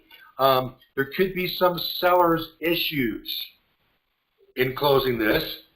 Could be receiving the payment, and the payoff statement could be something that could be a challenge for the seller, but it will be addressed. So want to be certain that so they're to receive payment, so the seller's going to want assurance that the buyer has got the necessary financing and the funds to complete the sale. That's receiving the payment. Buyer, is the money going to show up when you get to closing from the mortgage company? Your down payment is here, but where's the money from the mortgage company? Right. Right? So, and then also they're going to be looking at that payoff statement of the seller's loan to be sure that there's going to be no monies owed on that property that could infringe, remember, the priority of liens, so that lien that the seller has on that property for their loan has to be taken off and reconveyed so that the new buyer can put the lien from their mortgage on there in first and priority. Exactly. Right. Okay? Got that one. So now, what's our role in all this? What's our, the real estate professional's role? So it kind of varies state by state what our role is, and what we do on behalf of our clients. So usually, certain, like for us here, for instance, I get this question all the time, you know, new agents, okay, we're going to go to closing. What am I supposed to do at closing? They get all nervous about that. It is the time when you're going to do the least amount of things. The most of the thing you're going to do is make sure everybody is pleasant and upbeat and answer any questions that may arise. You're there for any last-minute stuff that could come up, you know, like maybe the final walkthrough, you know, those avocado appliances. You go to the closing and say, hey, what happened to the stainless steel appliances? We're going to need some compensation because you switched them out. We were expecting those stainless steel ones. So you're there for those type of issues. You're going to be signing one document here in Colorado. There's a document for the settlement that you're going to sign to be certain that the numbers add up. When we get to the state, the reason for that is when we get to the state section of this class, you'll learn that in Colorado, real estate brokers are responsible for the figures in that closing. So that's why we're going to be signing that final settlement statement. But you're there to take care of any last-minute issues and just keep everybody on a good, positive note is our role. The lender's interest at closing is to protect its security interest, right? To be sure that the documents are being signed correctly, the notes, the deed of trust, all the various different forms. There's a whole stack of papers that a buyer signs when they're purchasing the property. So it's to protect the interest, the security interest, and it's going to be certain that the lien priority, again, in the mortgage is first. When you're purchasing, that's got to be first lien priority. There could be some Irs reporting requirements, okay? Form 1099-S, okay, must be reported to the IRS for sale, exchange of land, shares in co-op housing. So there's some bullet points on there that you see on 320 that may be reported to the IRS on Form 1099-S. Okay, who's conducting the closing? Well, here for us in Colorado, our title companies wear several different hats. They wear the hat of the title company, doing all that research we just talked about. They also wear the hat of the closer, the person that's going to conduct the actual closing. Okay. So they're going to work up, they're going to also be our scrivener, our scribe, in preparing the final settlement with all the numbers on it, the final closing statements. So in some states, they conduct these closings, and they, like in back east in New York, for instance, closings there take place in a big room. There's a bunch of attorneys there, and you're the minority. The agents are the minority in that room. It's mostly attorneys, you know, doing stuff back and forth, and the agents just have a very small role in that. So it depends on state to state. Certain states, the buyers go to the closing. When I was in Nevada, licensed in Nevada, and we did a closing, the seller would close at a certain time, and then the buyer would close at a different time. The seller and the buyer were never in the same room together at the closing. They're always separate. When I came here to Colorado, here in Colorado Springs, I did a closing. My first closing, I remember very, very clearly, I came with my buyer, and I said, okay, so where do we meet? And they said, well, the seller's over here waiting. And I said, okay, great, but where do we meet? There's no, we're all together. Because I was used to being in two different places. So I go, really? We're going to be together? Isn't that kind of scary? What if they start talking to each other? It could just ruin everything. Well, I didn't know that this was the customary thing to do here in Colorado. Actually, I did because I took the exam, but still, it was different because I didn't experience it. It was weird. It was kind of weird at first. Now it's very natural for me to have, the seller and the buyer in the same room talking about stuff and how the property is. It's a great way for, them to do the handoff. Okay? So it depends on where you're at, whether it be face-to-face or not.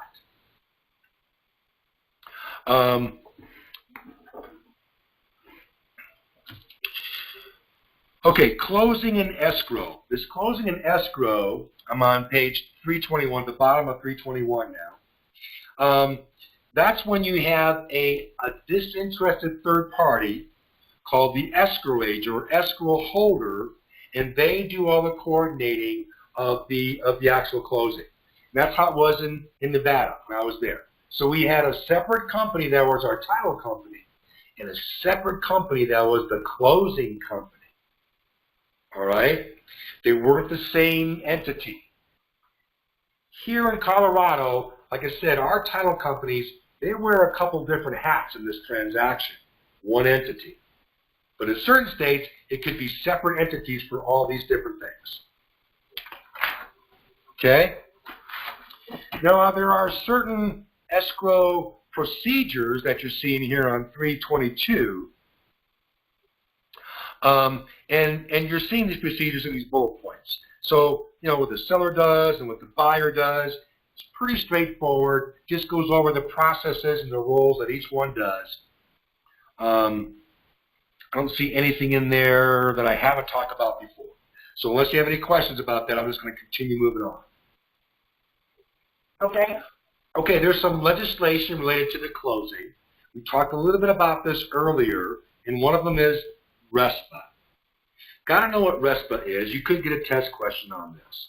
It's the Real Estate Settlement Procedures Act. It's a federal law, requires certain disclosures about the mortgage and settlement process, but it also prohibits certain things. It prohibits kickbacks, for instance, referral fees. Okay? The Mortgage Disclosure Improvement Act, MDIA, that changed how the buyers and sellers, mortgage people, all of us, how we prepare for a closing.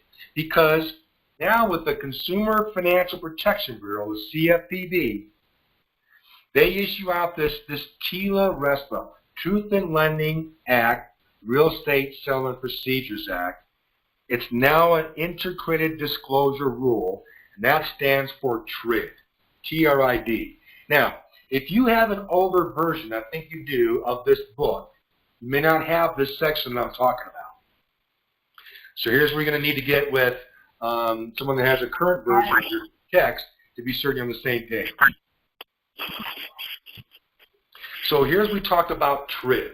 TRID came into being in 2015. It stands for Truth in Lending, Real Estate Settlement Procedure, Integrated Disclosure. That's what TRID stands for. And it implements closing procedures for consumers. Nope, I don't have that part. Yeah, you don't have that on your book. That's what you're going to need to get on that other one so that you can follow through. I'm going to go through this here so when you get it, you can know what I'm talking about as you go through it. Okay. Okay? So just kind of make some notes. So, RESPA, here's some things about RESPA. RESPA does not apply, it's outlined in the book here for you, does not apply on loans on large properties, that's more than 25 acres, on businesses or agriculture, construction loans, vacant land, installment contracts, or assumptions. Okay? And it does not cover seller, when the seller acts as the bank, when they finance the property for the buyer. Does not apply. So it really only applies when you're going out and getting a loan, a purchase money loan, which is a government loan. So it's FHA, VA, or conventional. RESPA is going to apply. RESPA also prohibits certain practices for like kickbacks. So Section 8 prohibits kickbacks for referrals for certain services. Violations are subject to criminal and civil penalties up to $10,000. Now, when you get to this section, I want you to make sure you highlight all the penalties for RESPA. They like asking questions about the penalties for violating RESPA. So be sure you get that and you highlight those. Okay. Section 9 prohibits home sellers from requiring buyers purchase title insurance from a particular company. So buyers can choose what title company they would like to get their insurance from. Sellers can't say it has to be this company. In Section 10, prohibits lenders from requiring excessive escrow account deposits for like taxes and insurance. So remember, our escrow account, that's what pays. Remember PITI? PITI, principal, interest, taxes, and insurance. Part of that monthly payment is funding the escrow account to pay your taxes and insurance. Well, when you first purchase the property, you have to do what's called fund that escrow account. And typically, you put the it pays for the insurance premium up front, a year's worth up front, because insurance is always paid a year up front. And then it collects 2 months of that insurance installment of that premium. And then it's going to collect a certain amount of taxes depending upon the time of year and what state you're in, as far as what's going to be appropriate to collect for taxes. So they'll collect that and they'll put that into that escrow account. So every time you make a monthly payment, you're putting monies in there, and when those bills come due for your taxes and insurance, there's money in it to pay it. There can't be too much in it, because that's what Section 10 of RESPA states. You can only have so much in there above and beyond what's required. If there's more, if it exceeds that, then you got to refund that back to the buyer. Oh, okay. Okay? All right. See that. You got to go back to that. Okay, I see. Okay, let's see here. I went too far. If they have Okay, the other thing you're seeing in here in this section is called the Affiliated Business Arrangement, or ABA.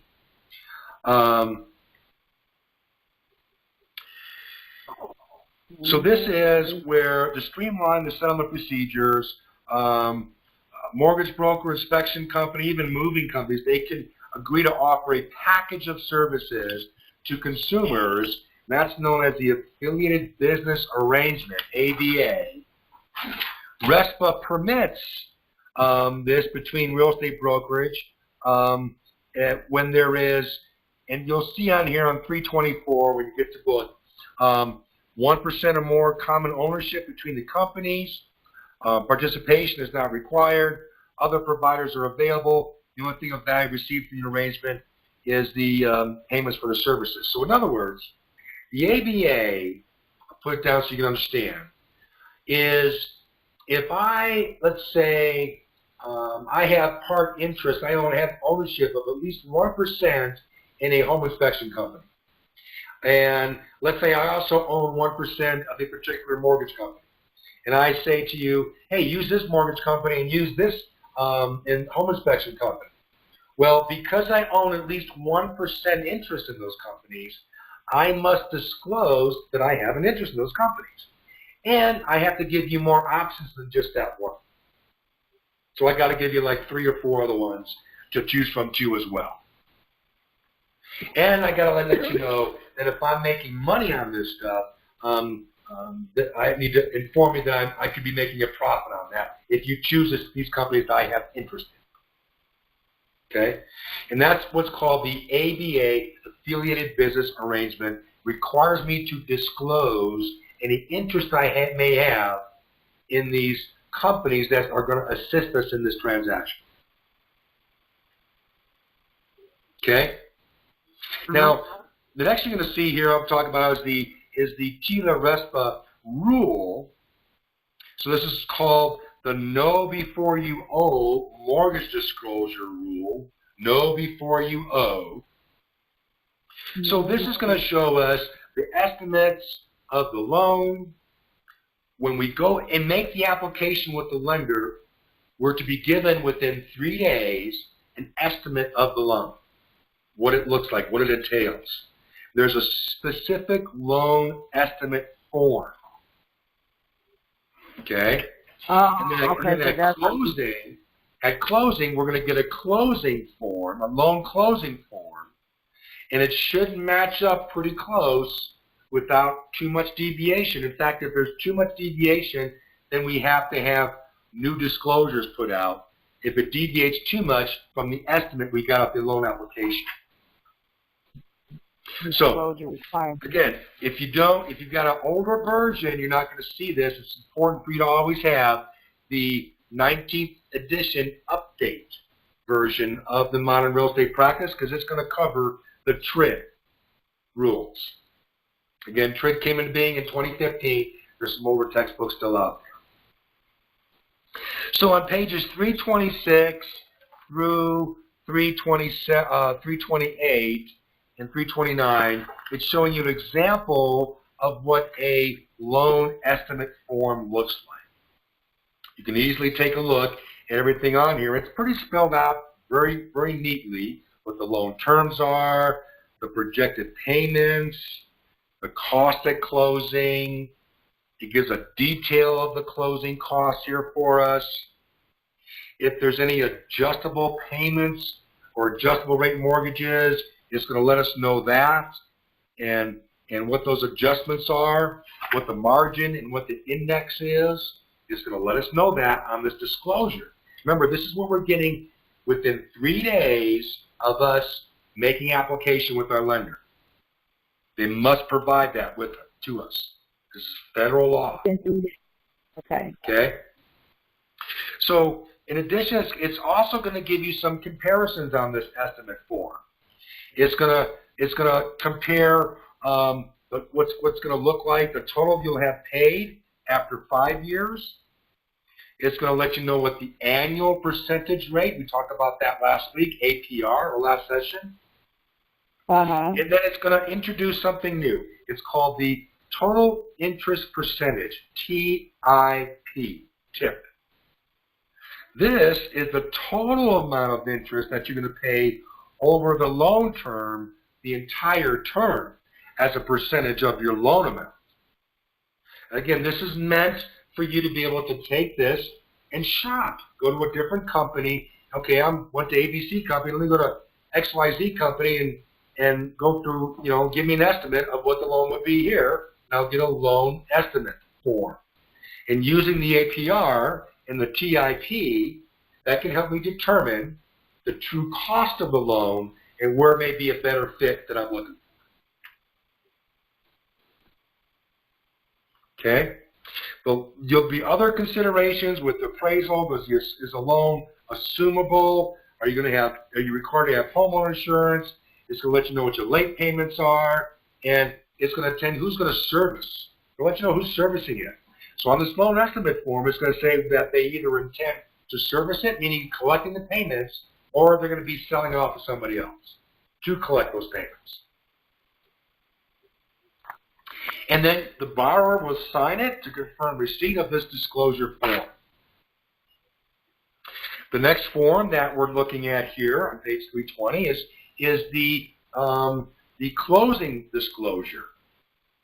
This is where we're going to get right before closing. Within a certain amount of days before closing, we're going to be getting this form here. In fact, the disclosure, it needs to also match up with our loan estimate form. So if it deviates too much, then a new closing disclosure is required. So if the interest rate changes, a new disclosure for the closing disclosure required. If the APR changes greater than 0.125, that's then we have to redisclose again. And when they do that, we have to wait a new 3-day waiting period before we can close. So you're going to be getting some test questions on this TRID. It's important for you to know about the loan estimate form. It's important for you to know that if there's any deviation between the loan estimate and the closing disclosure by 0.125% of the APR, a new disclosure must be made, and you have to wait 3 more days now. So if you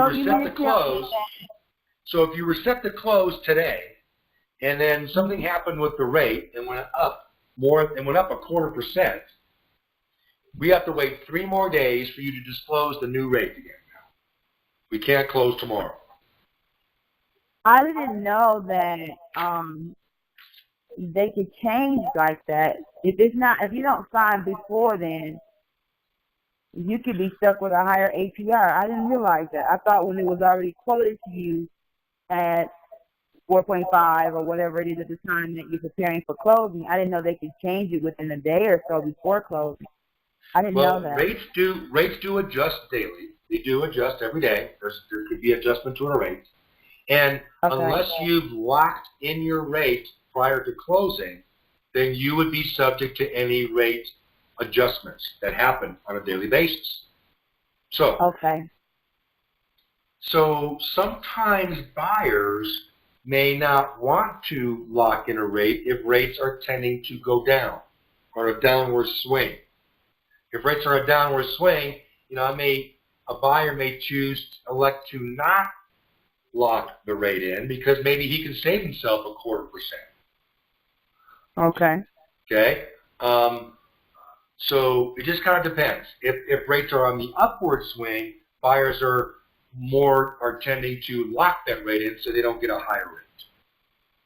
So it just kind of depends on the market conditions.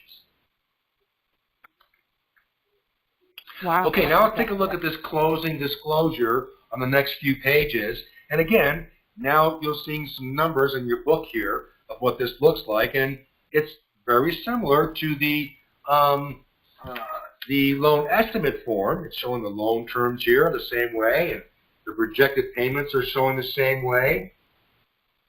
It's interesting in these projected payments, it's showing the payments for years 1 through 7, and then it shows the payments projected through years 8 through 30. It's a little bit different payment. Reason being, years 1 through 7 included mortgage insurance, and they're estimating the property is going to. They're going to estimate the property is going to be going up in value to where you won't need mortgage insurance because you got that 20% gap. Remember that 20% gap where you don't have to have mortgage insurance? You put 20% down. My book isn't showing that graph, Mr. Joe, so I'm going to continue to listen. Okay. So that's why you're seeing the mortgage insurance drop off after years 8 through 30. It's showing you the cost of the closing costs. It's showing you details of the closing costs. It's calculating exactly what you need cash to close this transaction. And it's also summarizing the transaction. So it's letting you know the sales price again. It's letting you know, it's kind of like a settlement sheet. It's kind of summarizing the whole thing for you. It's getting some final points about the loan in here too in this disclosure. It's letting you know if it's assumable, if it has a negative amortization, what the late payments are going to be, will they accept partial payments, and then it's going to also detail out what the escrow account looks like, what monies are in there for the taxes, how much is in there for the insurance. And then it's going to give us some final loan calculations telling us the total amount of payments over time, what the finance charge is, what the APR, and what the total interest percentage, the TIP is. Okay? And then it's going to let us know the contact information of that lender. So all the details, who the bank was, what the address is, who the loan officer is, their license number, their phone number. So it's the good thing that came out of the Dodd-Frank is these disclosures. It really details out all the different things of what's happening in that transaction. I can remember before this, we just had a simple settlement statement. They didn't even have the loan officer's name on there or the phone number. So it's nice to have all that stuff so you can reach out to them if you need to. Now, also in here, you're talking about, we're seeing what's called your Home Loan Toolkit. This is an information booklet that the Consumer Finance Protection Bureau developed to help you understand the forms I just went over. Helps you understand what you're looking at there. It also prohibits any types of kickbacks or referral fees. So here again, RESPA, Real Estate Settlement Procedure Act, they prohibit the payment of kickbacks or unearned fees in any real estate settlement service that has to do with a government loan. Okay. They prohibit that. The Mortgage Disclosure Improvement Act, that's a new act, took effect July 1st, 2009, changed how the sellers and buyers, title agents, how we prepare for a closing. So this intent of this law is to prevent consumers from receiving low rates to entice them at the loan application, then finding out the settlement, they're charging more or charging more fees.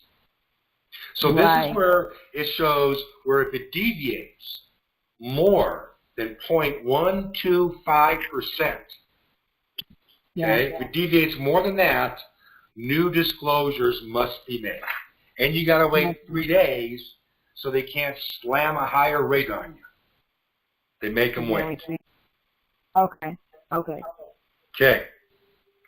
Now, how the closing statement works.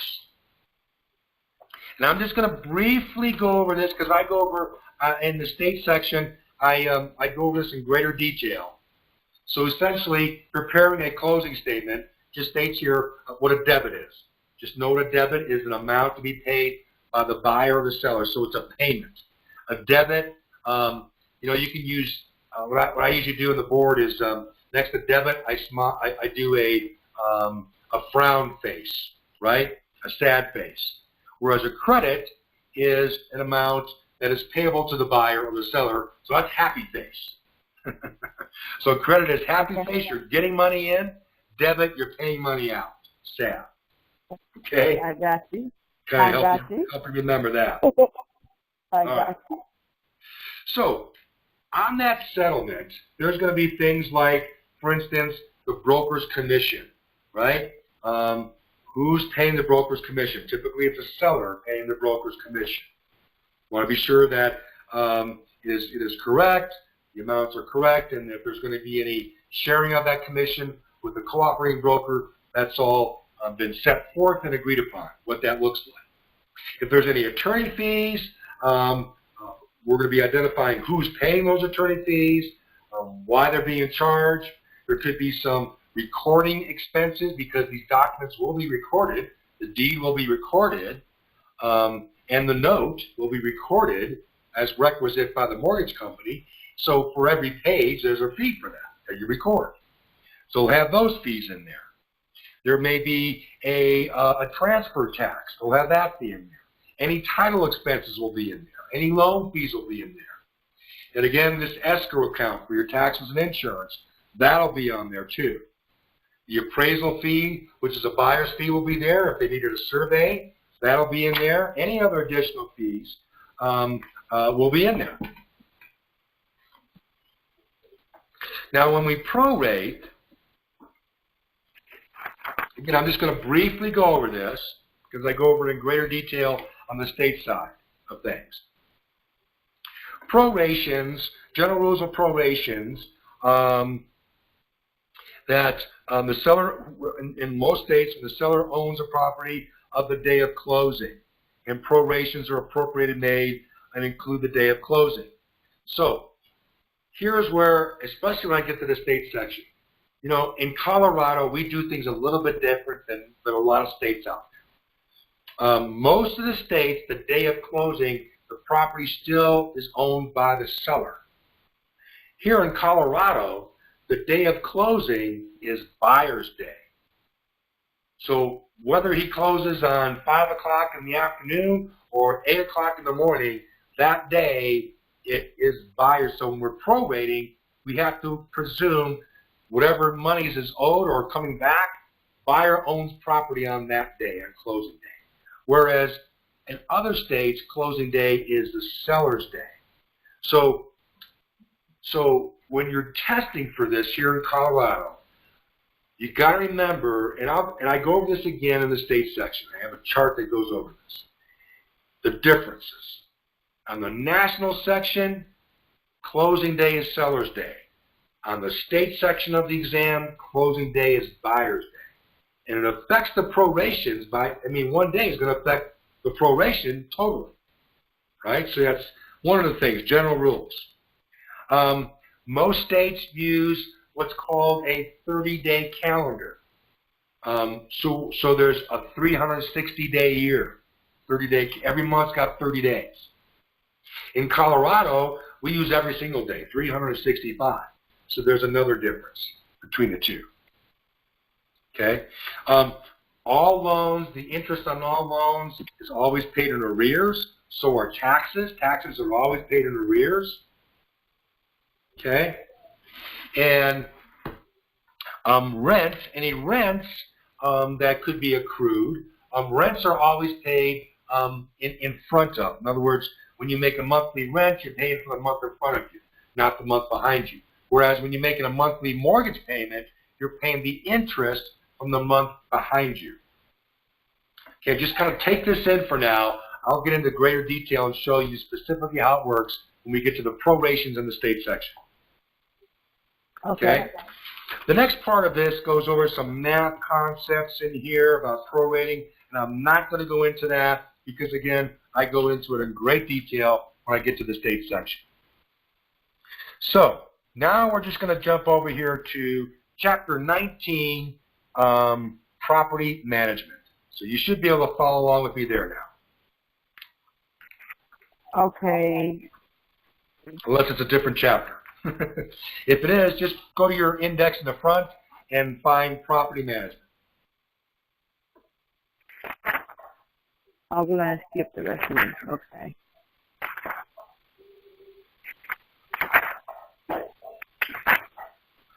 Okay. So once we get to Property Management, we'll talk a little bit about this here. Before we wrap this up, we just got a few more things to go over. Property management, this is a very specialized field. It's one of the fastest growing areas of real estate. And it involves the leasing, managing, marketing, and overall maintenance of the real estate that's owned by others, usually rental property. Our objective here is to describe the various property management specialties that are available, and then the role of the property manager in each of those specialty fields, explain the essential elements of the property agreement. Then we want to explain primary responsibilities of the property manager. Also, there's some certain laws that the property manager should be knowledgeable, must be knowledgeable rather, and comply with performance of their duties. And then there's certain implementation of risk management procedures to ensure the safety and security of the property tenants, as well as protecting that owner from liability or loss. Okay, so the property manager. So responsibilities of the property manager.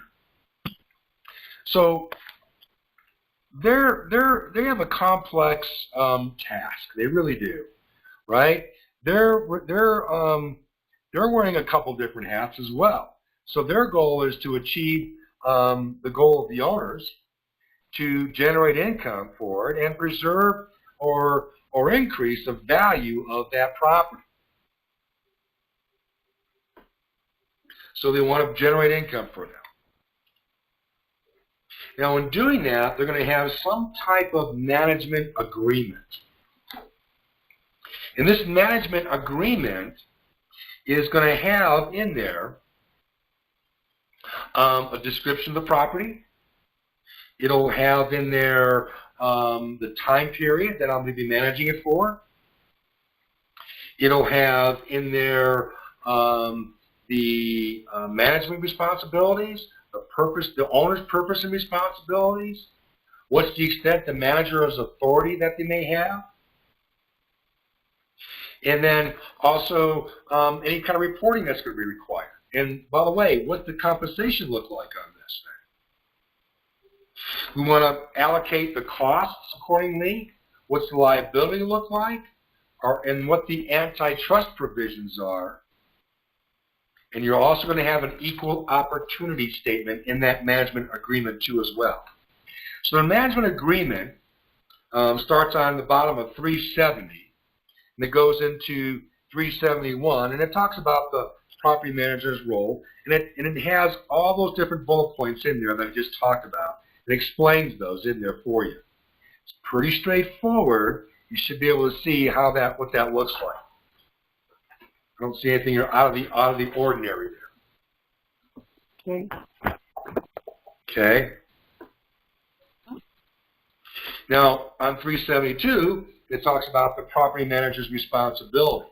So, responsibility you're going to have in preparing a management plan. Some kind of management plan is prepared. That's where it starts, because it outlines the details of the owner's objective with the property, as well as the what they expect from the property manager to accomplish. So the management plan analyzes three factors: the owner's objective, the regional and neighborhood market, and the specific property. Absorption rate, occupancy, vacancy rate, sources of revenue, those are all critical indicators. There's also going to be a budget section in there for anticipated expenses. And it's going to have some kind of feasibility of the property of long-term goals for a specific property in that plan. You'll also have to be responsible, the property manager is responsible for financial reports. So that's a primary responsibility of the property manager, is to maintain financial reports, including the operating budget, the cash flow report, a profit and loss statement. There's no standard formats for these, but there's some similarities among those. And they're going to be sent to the property owner at agreed upon intervals. So either quarterly, semi-annually, maybe even monthly. Another responsibility of the property manager is the operating budget. So, the projection of the income expenses, that's what the operating budget is. A projection of the expenses and income over a year is the operating budget. So we want to monitor that as the year goes out to be certain that we're staying within our budget, or are we starting to go outside the budget, and what's causing that. Now we need to report that to our owner. There'll be a cash flow report. In this is a monthly statement that details the financial status of the property. The income is going to include gross rents included, any delinquent rental payments, vending machines income, contracts, storage charges. All that stuff is going to be shown and reflected in the income. Any losses from uncollected rent or evictions, they're deducted from that total gross income. So we get a net operating income.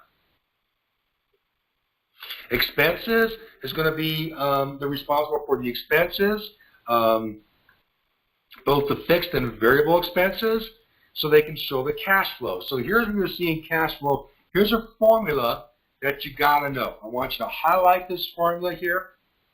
It's on my page 373. Could be a different page for you. But for cash flow is this formula. I would flashcard this so you know it. Gross rental income plus any other income minus any losses is going to give me the total income. Then I take that total income and I take out my operating expenses. That gives me my net operating income. Then I take that, subtract the debt service, which is the loans I may have on the property, and any reserves I may be required to keep.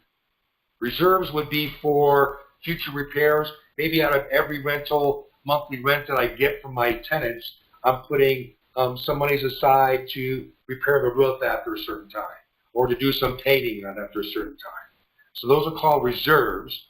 So I would take that out subtract that from my net operating income. That is where my cash flow then comes from. So be certain you know that formula. You could get a test question on that formula. Okay. Cash flow. Highlight.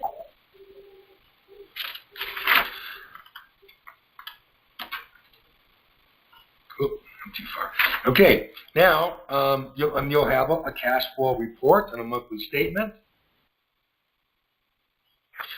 Income, it identifies what income. That includes gross rental collected. Let me see, I already said that. Down here, profit and loss statement. Sorry, got confused. So my profit and loss statement, P&L, that's a P&L statement. That's a financial picture of the revenues, expenses, to determine that the business is making money or not making money. Okay? Now you're going to see a formula for a profit and loss statement. Make sure you get this formula down. Flashcard this. You could be asked questions on the cash flow and the P&L statement. So P&L is your gross receipts minus your operating expenses minus your total mortgage payment. Then you add in your mortgage loan principal. That's going to give you your net profit. That's how you do a profit and loss statement. Make sure you know that formula too as well. A budget comparison statement compares those actual results with your original budget and seeing where you're at. You use your percentage of how far you're on or off. Now you're also responsible for renting the property, selecting the tenants, collecting that rent. You're going to be setting the rental rates based upon what's going on in your rental analysis in the area. You're going to be factoring in a vacancy rate. Is it a low vacancy rate? Could be a better candidate for an increase in the monthly rents than a property with a high vacancy rate. Well, we have a hard time keeping people in here. We got to keep the rents low. Or, gosh, everybody wants to rent this. I can barely keep as soon as one gets vacant, they rent it out right away. Maybe I need to raise the rents a little bit. So the vacancy rate can let us know that and tell us that. How we set the rates. We want to be sure that we can market the property and advertise it for the right type of tenants to come in there. And when we're advertising, we have to be sure that we're complying with the federal, state, and local non-discrimination laws. So we can't market to one protected class, right? Like race, color, religion, sex, natural origin, familial status, or disability. And again, it's federal, state, and local. Some local, like you go into Boulder, for instance. Boulder, Colorado has probably the most protected classes in the state is in Boulder. New ones coming up all the time. Wow. You know, so if you're operating if you're managing a property in Boulder, you got to make sure you're not advertising to discriminate against any of those protected classes. So this isn't only just the state or the federal; it's your local ones too. Okay. Okay. When you advertise,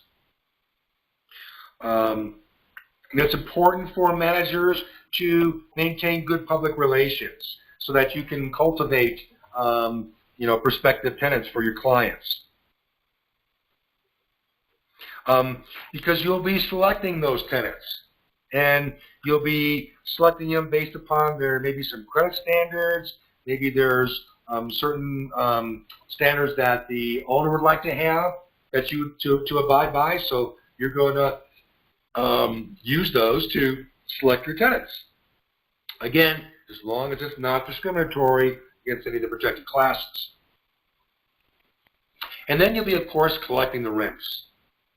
You know, that's one of your biggest jobs, is to collect the rents and be certain that your tenants can afford the payments and have the ability to make the payments, and be certain that you're being diligent in providing those payments back over to your owners. Now, it's, again, important for you to maintain good relations with the tenants, so when things come up, you can take care of them, and they stay in the property. If you have bad relations with your tenants, they may vacate the property, and now you've done your owner no good whatsoever because you didn't maintain good relations with your tenants. Of course, it's up to you to make sure the property is being maintained and kept in good condition to maintain the value of the property, not only the value, but also safety for your tenants too as well. You'll have some preventative maintenance that you'll be doing, maybe to to be sure that it doesn't get in disrepair, and there could be some corrective maintenance. That involves actual repairs to keep the buildings, utilities, and amenities functioning. Okay? There should be some type of routine maintenance schedule for these things. It's also important for you to know about certain environmental concerns that your tenants and sellers may be dealing with. So, this is similar to the environmental concerns, for homeowners that we learned about. Radon, things like radon, high tension wires, CFPBs, those type of things. We have to be cognizant of.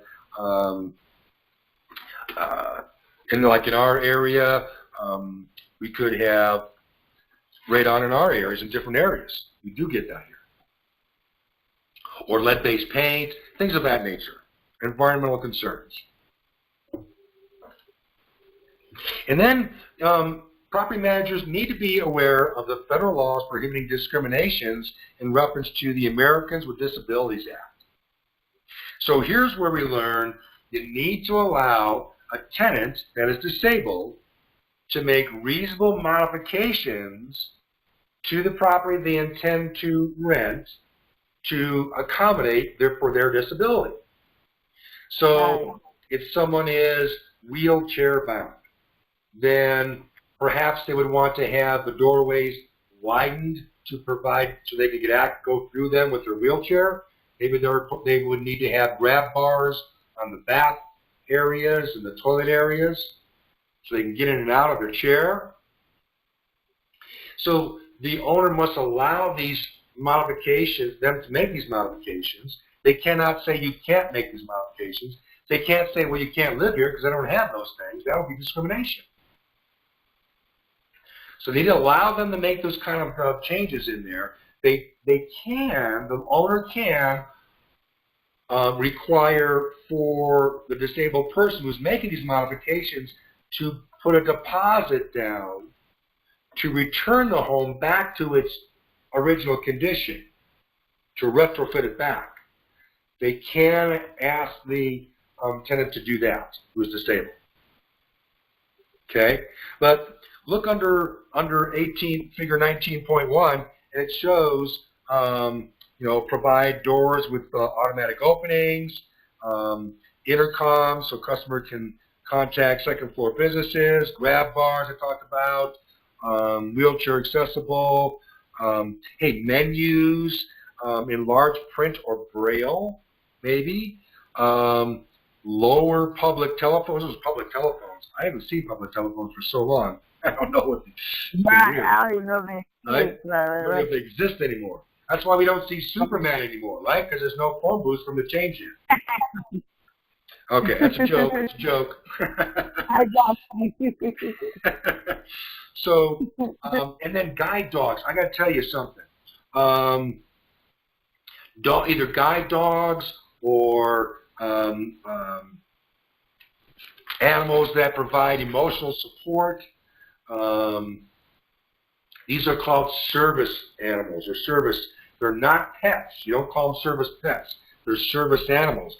They cease to become a pet once they become a service animal. So if a landlord had certain requirements for a pet, like deposits, additional deposits, you could not charge those deposits if someone had a classified service animal with them. If they had a dog that was a service animal, you could not charge them a pet deposit because it's not a pet. Okay. It's a service animal. Okay? So that's being tested. A lot of folks have taken advantage of that by having some certain certain pets be classified as service animals, and not too sure how they got there. So that's being tested in the courts, I think, right now, in fact. But for the test, you just got to know you can't discriminate based upon any type of a service animal. Okay? Okay, next thing we're going to talk about is the Equal Credit Opportunity Act, ECOA. We talked about it a little bit in the finance section, towards the end of that finance section. The ECOA has a higher level of protected classes, so they protect race, color, religion, national origin, sex, marital status, age, and this new one here, receipt of public assistance. So here again, you can't discriminate just because someone's getting some public assistance. You cannot discriminate against them for that. And it all comes under the then the Fair Housing Act. Of course, we talked about that and the protected classes there.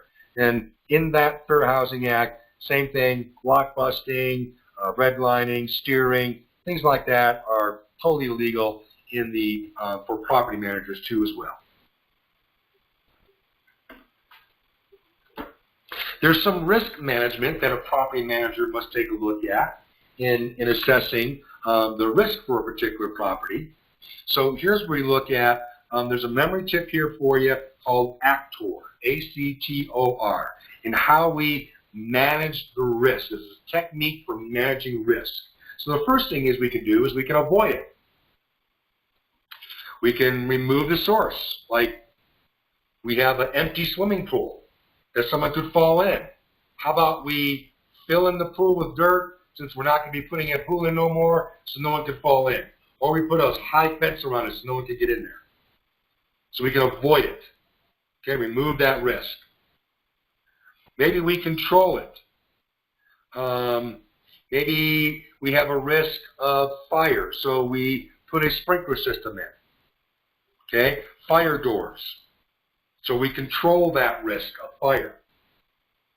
Or we can transfer the risk, right? We transfer it by maybe getting an insurance policy in the case of fire, so we can transfer some of that risk. So I'm not totally exposed, my owner's not totally exposed. If there is, you know, God forbid a fire comes through here, we have some insurance to cover that, the loss, potential loss of that. Or our final technique is to just retain the risk. Say we're okay with the risk. You know what, it's, I'm good. I mean, you know, the pool's been there and no one's around walking. I'm good with that. I can retain the risk. I do have a fence around it, and no one's gone through it and messing with it. And I'm just going to retain that risk, whatever it is. Okay? Okay. So, risk management, ACTOR, risk management. We're, the security of the tenants, recent court decision held that owners and the agents are responsible for physical harm that was inflicted on tenants by intruders. So they prompted these decisions, they prompted property managers to think about how to protect tenants from intruders. Then after 9/11, commercial property managers also have increased awareness of security issues. So professional security analysis can help identify any areas of concerns and give us some possible remedies for that. Now, what kind of insurance do we need to take be cognizant of? Types of insurance in property management. So the tenant is going to have should have some type of insurance for their contents, for their goods. They call that like renter's insurance. Okay, and it covers the contents inside your personal property. There is a commercial insurance that would be that could cover like fire and hazard, flood. You can also get commercial insurance for vacancy, for occupancy. So if your vacancy levels go sky high, there's actually insurance to compensate you for that. Maybe something happened, all of a sudden, you know, the economy or whatever, maybe an employer left that people were working at and living in your property. The employer left, so now you've got higher vacancies. There actually is a commercial insurance to provide you some relief if that happens. Okay. And then any kind of public liability covers the risk an owner assumes whenever anybody from the public enters a building, they trip, they fall, they hurt themselves, they end up suing you, you're going to have some type of a liability insurance to protect you from that too as well. And then casualty insurance provides for theft, burglary, vandalism. That's what casualty is for. These are terms you're going to want as flashcards so you understand the definitions. And I can't stress the importance of knowing definitions. You know, if you just know all the definitions of terms, you have a very high chance of passing this exam the first time. If that's how he knows all the definitions, that means you know a lot of stuff, believe me. So knowing the definitions is going to help you pass this exam. Okay. Okay, so then we're going to talk about insurance claims. So there's two methods to determine the amount of a claim, and one method considers the depreciated or cash value of the damaged property. Okay, and another method concerns the replacement cost. So again, one is the actual cash value, ACV, or replacement costs, actual replacement costs for insurance claims. In here, what you're going to want to know, most homeowner insurance policy and commercial policies, they include some type of co-insurance clause. So it requires that you carry, that the insured to carry fire coverage, usually an amount of equal to 80% of the building's replacement value. Make sure you highlight that. That could be something you could be asked to remember. Okay. 80%. Okay? Okay. So that takes care of property management. The last one we're going to talk about is environmental concerns. Chapter 21.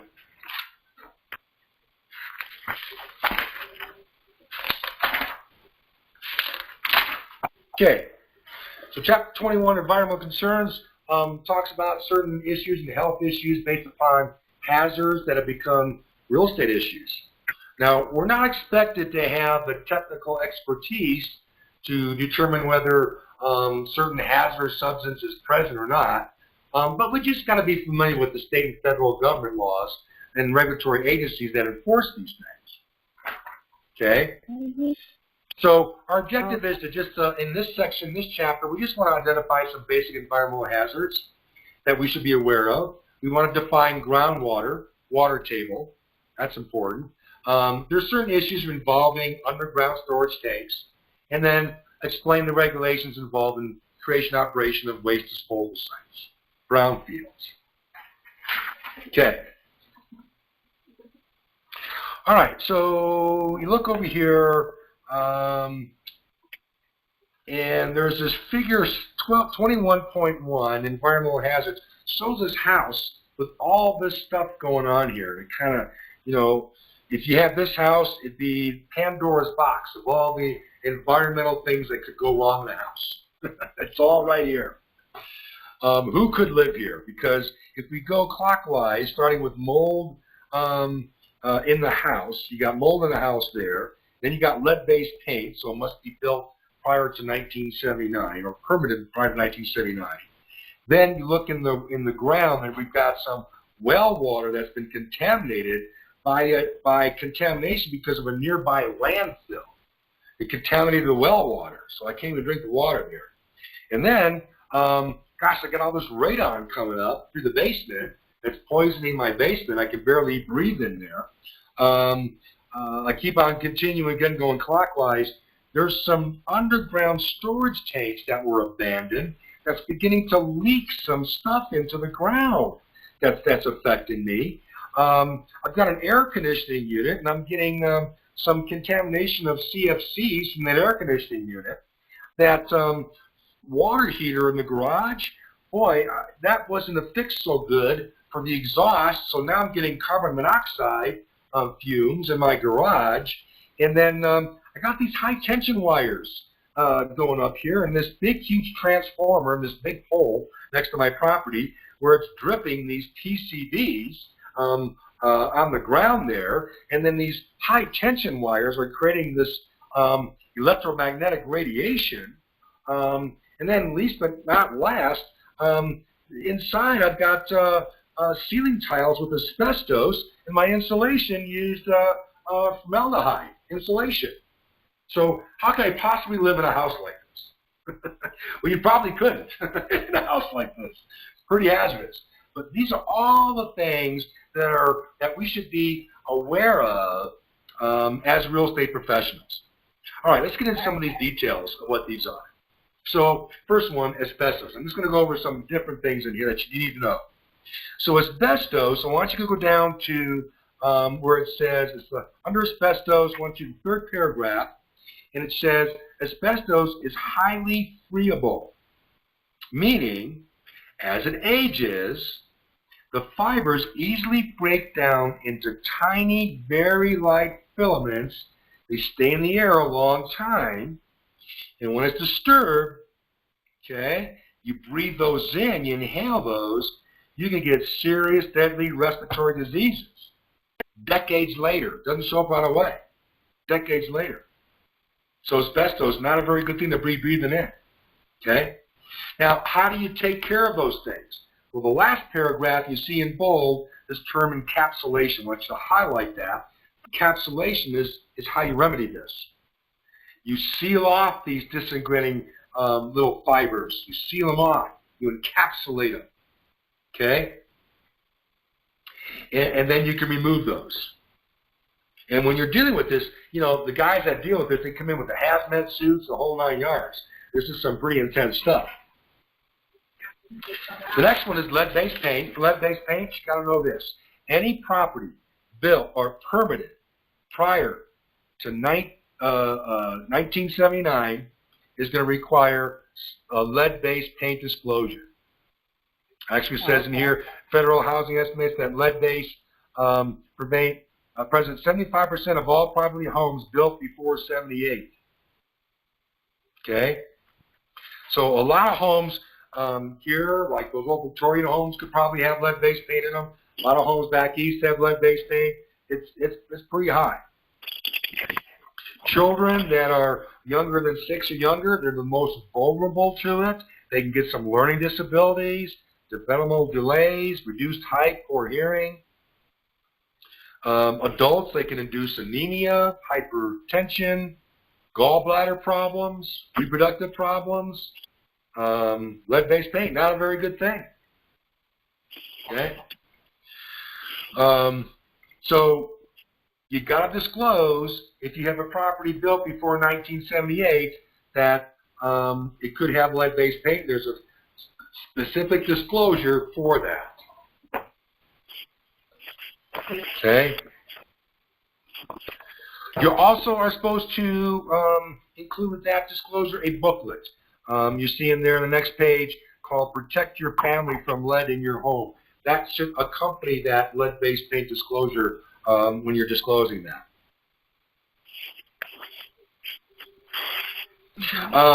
In that disclosure, buyers will have an opportunity to do a specific assessment, inspection for a paint inspection and a risk assessment if they so choose, and it will allow them more time to get that done. It adds more time. Even if you had a home inspection due by a certain time frame, if they choose to do a lead-based paint inspection, they will allow more time for that to happen, required by law. On the next page, you see an example of what a lead-based paint disclosure would look like. Again, I go over that in the state section when we go over forms, and I get into greater detail about lead-based paint. Radon is the next thing we're talking about. Radon is something that occurs in our area. It's measured according to picocuries. So unit of radiation is a picocurie. So it states that the EPA has stated that 0.4 picocuries is acceptable. Anything above 0.4 picocuries is not, and therefore that radon must be now mitigated somehow. Basically, mitigating radon is just getting some airflow going in subterranean areas, because radon accumulates in subterranean areas. Basements, crawl spaces. You give a basement and you don't go down there very often, you don't open up any windows often, you could get some accumulation of radon. Simply going downstairs and opening windows, moving around a little bit, putting a fan up, could disperse that radon. Higher levels of radon could require a mitigation where they actually have an exhaust a tube that just sucks air out of that area and pushes it out to the outside. You'll see, in certain homes, it may look like a dryer vent, but it's not really in a place where a dryer is at. It's probably a mitigation for radon. Okay. Formaldehyde. Can you believe it? Formaldehyde. This is a colorless chemical, strong, pronounced odor. If you ever smell formaldehyde, you'll know it immediately. But this was used in building materials, household items. It was used, and it's kind of funny because I remember in science class, one of the things we had to do was dissect frogs, and they were encased in formaldehyde. Yeah, it wasn't very pretty. It was stunk really bad. So I know what that formaldehyde is. It's a probable human carcinogen. But at one time, it was actually used in manufacture of building materials. So it's not a good thing. It causes cancer in animals, probably in humans. 10 to 20% of the population is sensitive to formaldehyde. Could trigger respiratory problems for it. Carbon monoxide, the silent killer. Oh, by the way, formaldehyde. Also, urea formaldehyde foam insulation. Believe it or not, we used to use insulation with formaldehyde.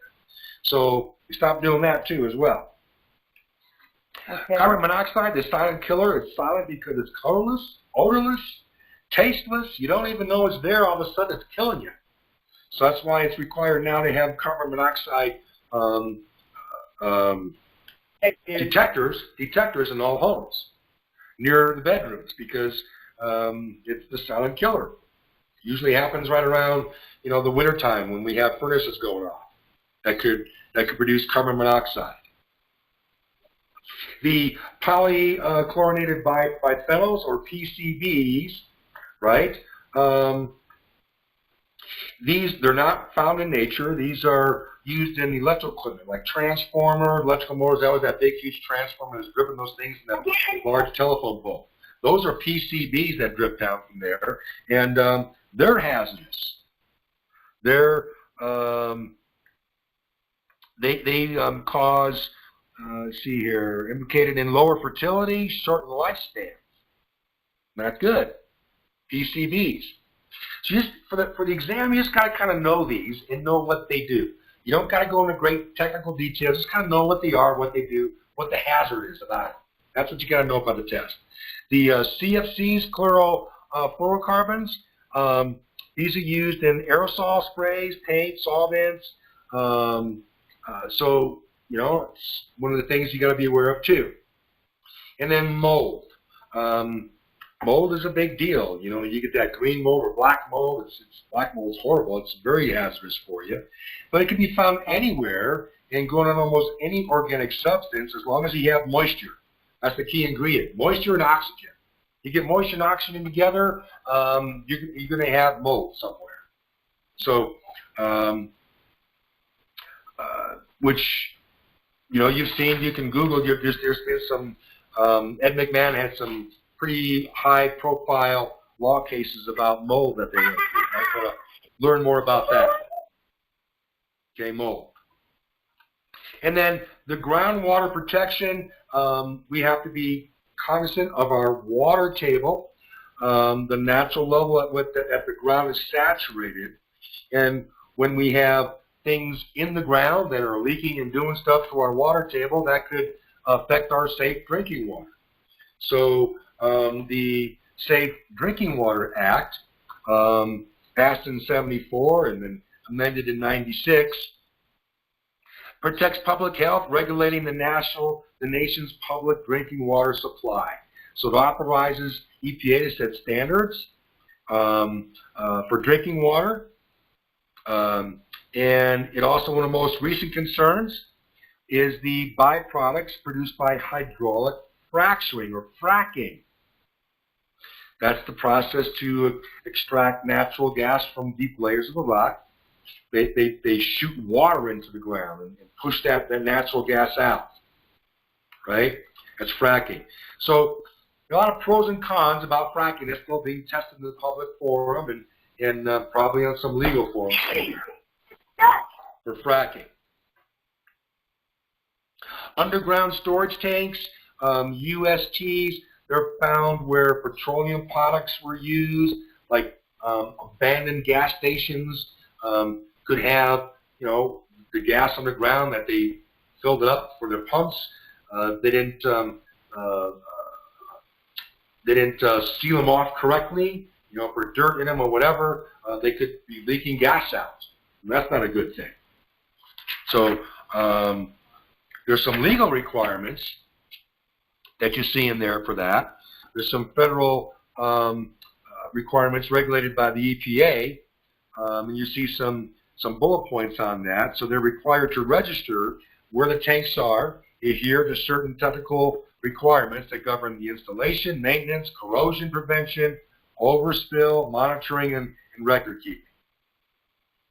So there's some requirements here that you should know. Following types of tanks among those that are exempt from federal regulations. So anything that holds less than 110 gallons is exempt. Farm residential tanks that hold 1,100 gallons or less are exempt. Tanks that store heating oil burned on the premises are exempt. And tanks above the floor of underground areas like basements or tunnels. And septic tanks or systems for collecting stormwater and wastewater, they're exempt. So know what the exemptions are for the underground storage tanks. Last but not least is these brownfields. Brownfields, we'll get a question on the brownfields in the Superfund here. So what's a brownfield? So the brownfields are defunct, abandoned commercial or industrial sites that are suspected to contain toxic waste. Right? So waste disposal sites could be turned into a landfill, could turn into a brownfield, okay? If they don't take care of it correctly, right? General Motors did in Michigan. Right. So in this waste disposal site, it talks about capping.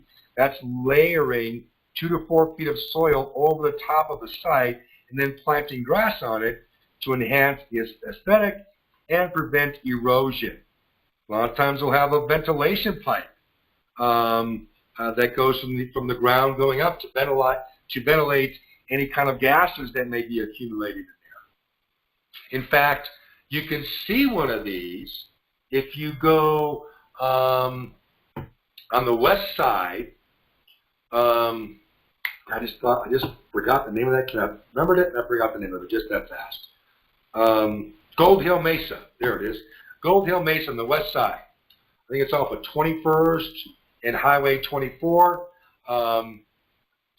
That used to be an area that was a landfill for old mining tailings. What they dug out of the mines, they would dump over there, and that was a landfill area. So when they went to go, and then it was capped off, dirt was, after it was done being used that way, years ago, was capped off like we show here. Dirt was on there, grass was planted, trees were planted. And then here comes along a developer, sees this big, huge land, and says, hey, I'm going to build houses over here. And that was Gold Hill Mesa development. Well, Gold Hill Mesa had to have disclosures because you can't dig so far down because we are sitting in a landfill. In fact, you can see it because there is a pipe, a pipe stack, coming up from the ground over there. If you're traveling on Highway 24, and you look over there after between 21st and 26th Street, let's say, you look to over there to that area, and which would be south, you'll see a big, huge pipe stack. And that is what they're talking about here is a ventilation pipe to for any gases that may accumulate where those mining tailings are. So we actually have that right here in our area. All right, let's get to the brownfields. There's a brownfield law that you got to know about. And the brownfield, it was the Small Business Liability Relief and Brownfield Revitalization Act. cited the law 2002. What does it do? It shields innocent developers from liability for toxic waste that existed at a site prior to the purchase of the property. Okay? Shields those innocent developers, right? In effect, a property owner who neither caused nor contributed to the contamination is not liable for the cleanup. That's what the law states. The Brownfield law. Now, the Comprehensive Environmental Response and Liability Act, also known as CERCLA. You're going to get a test question on CERCLA. Created in 1980, it establishes this fund, this $9 billion fund called a super fund. That's where you're going to get a question about it. Established the super fund, what's that for? To clean up uncontrolled hazardous waste sites to respond to spills. Okay? There's a liability. Landowner is liable under CERCLA when a release or a threat of the release of these substances has occurred on the landowner's property. Regardless of the contamination as a result of the landowner's actions or those of others, the owner can be held responsible for the cleaning up of that property. Okay? Now, once EPA determines that the hazardous material has been released into the environment, they're authorized to begin remedial action. First, it attempts to identify the potential responsible parties. Then, if they agree to cooperate, they must also agree to how to divide the cost up. So this process that you're seeing here, you may be asked a question about on the test. The process of the cleanup and who's liable of it. Liability under Superfund is considered a strict, joint, several, and retroactive. Strict means that the owner is responsible without excuse. Joint several liability means each individual owner personally is responsible for the total damages. And if only one owner is financially responsible, able to handle, the owner must pay the total and collect the proportionate shares from the other owners. So if you got one rich guy, he's got to pay for it all, and then collect from everybody else that he's in partnership with that aren't so rich. And then retroactive means that the liability is not limited to the current owner, but includes prior owners too as well. Now there's been an amendment here, Superfund Amendments and Reauthorization Act, SARA, created an innocent landowner immunity status. So here it provided that certain cases, landowners in a chain of ownership, maybe they were completely innocent of all the wrongdoings, therefore should be held liable. So that immunity clause here for innocent landowners established criteria to judge whether a person could be exempt. And it's, was the pollution caused by a third party?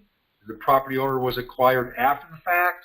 Landowner had no actual constructive knowledge? And due care was exercised when the property was purchased. And reasonable precautions were taken in the exercise of ownership rights.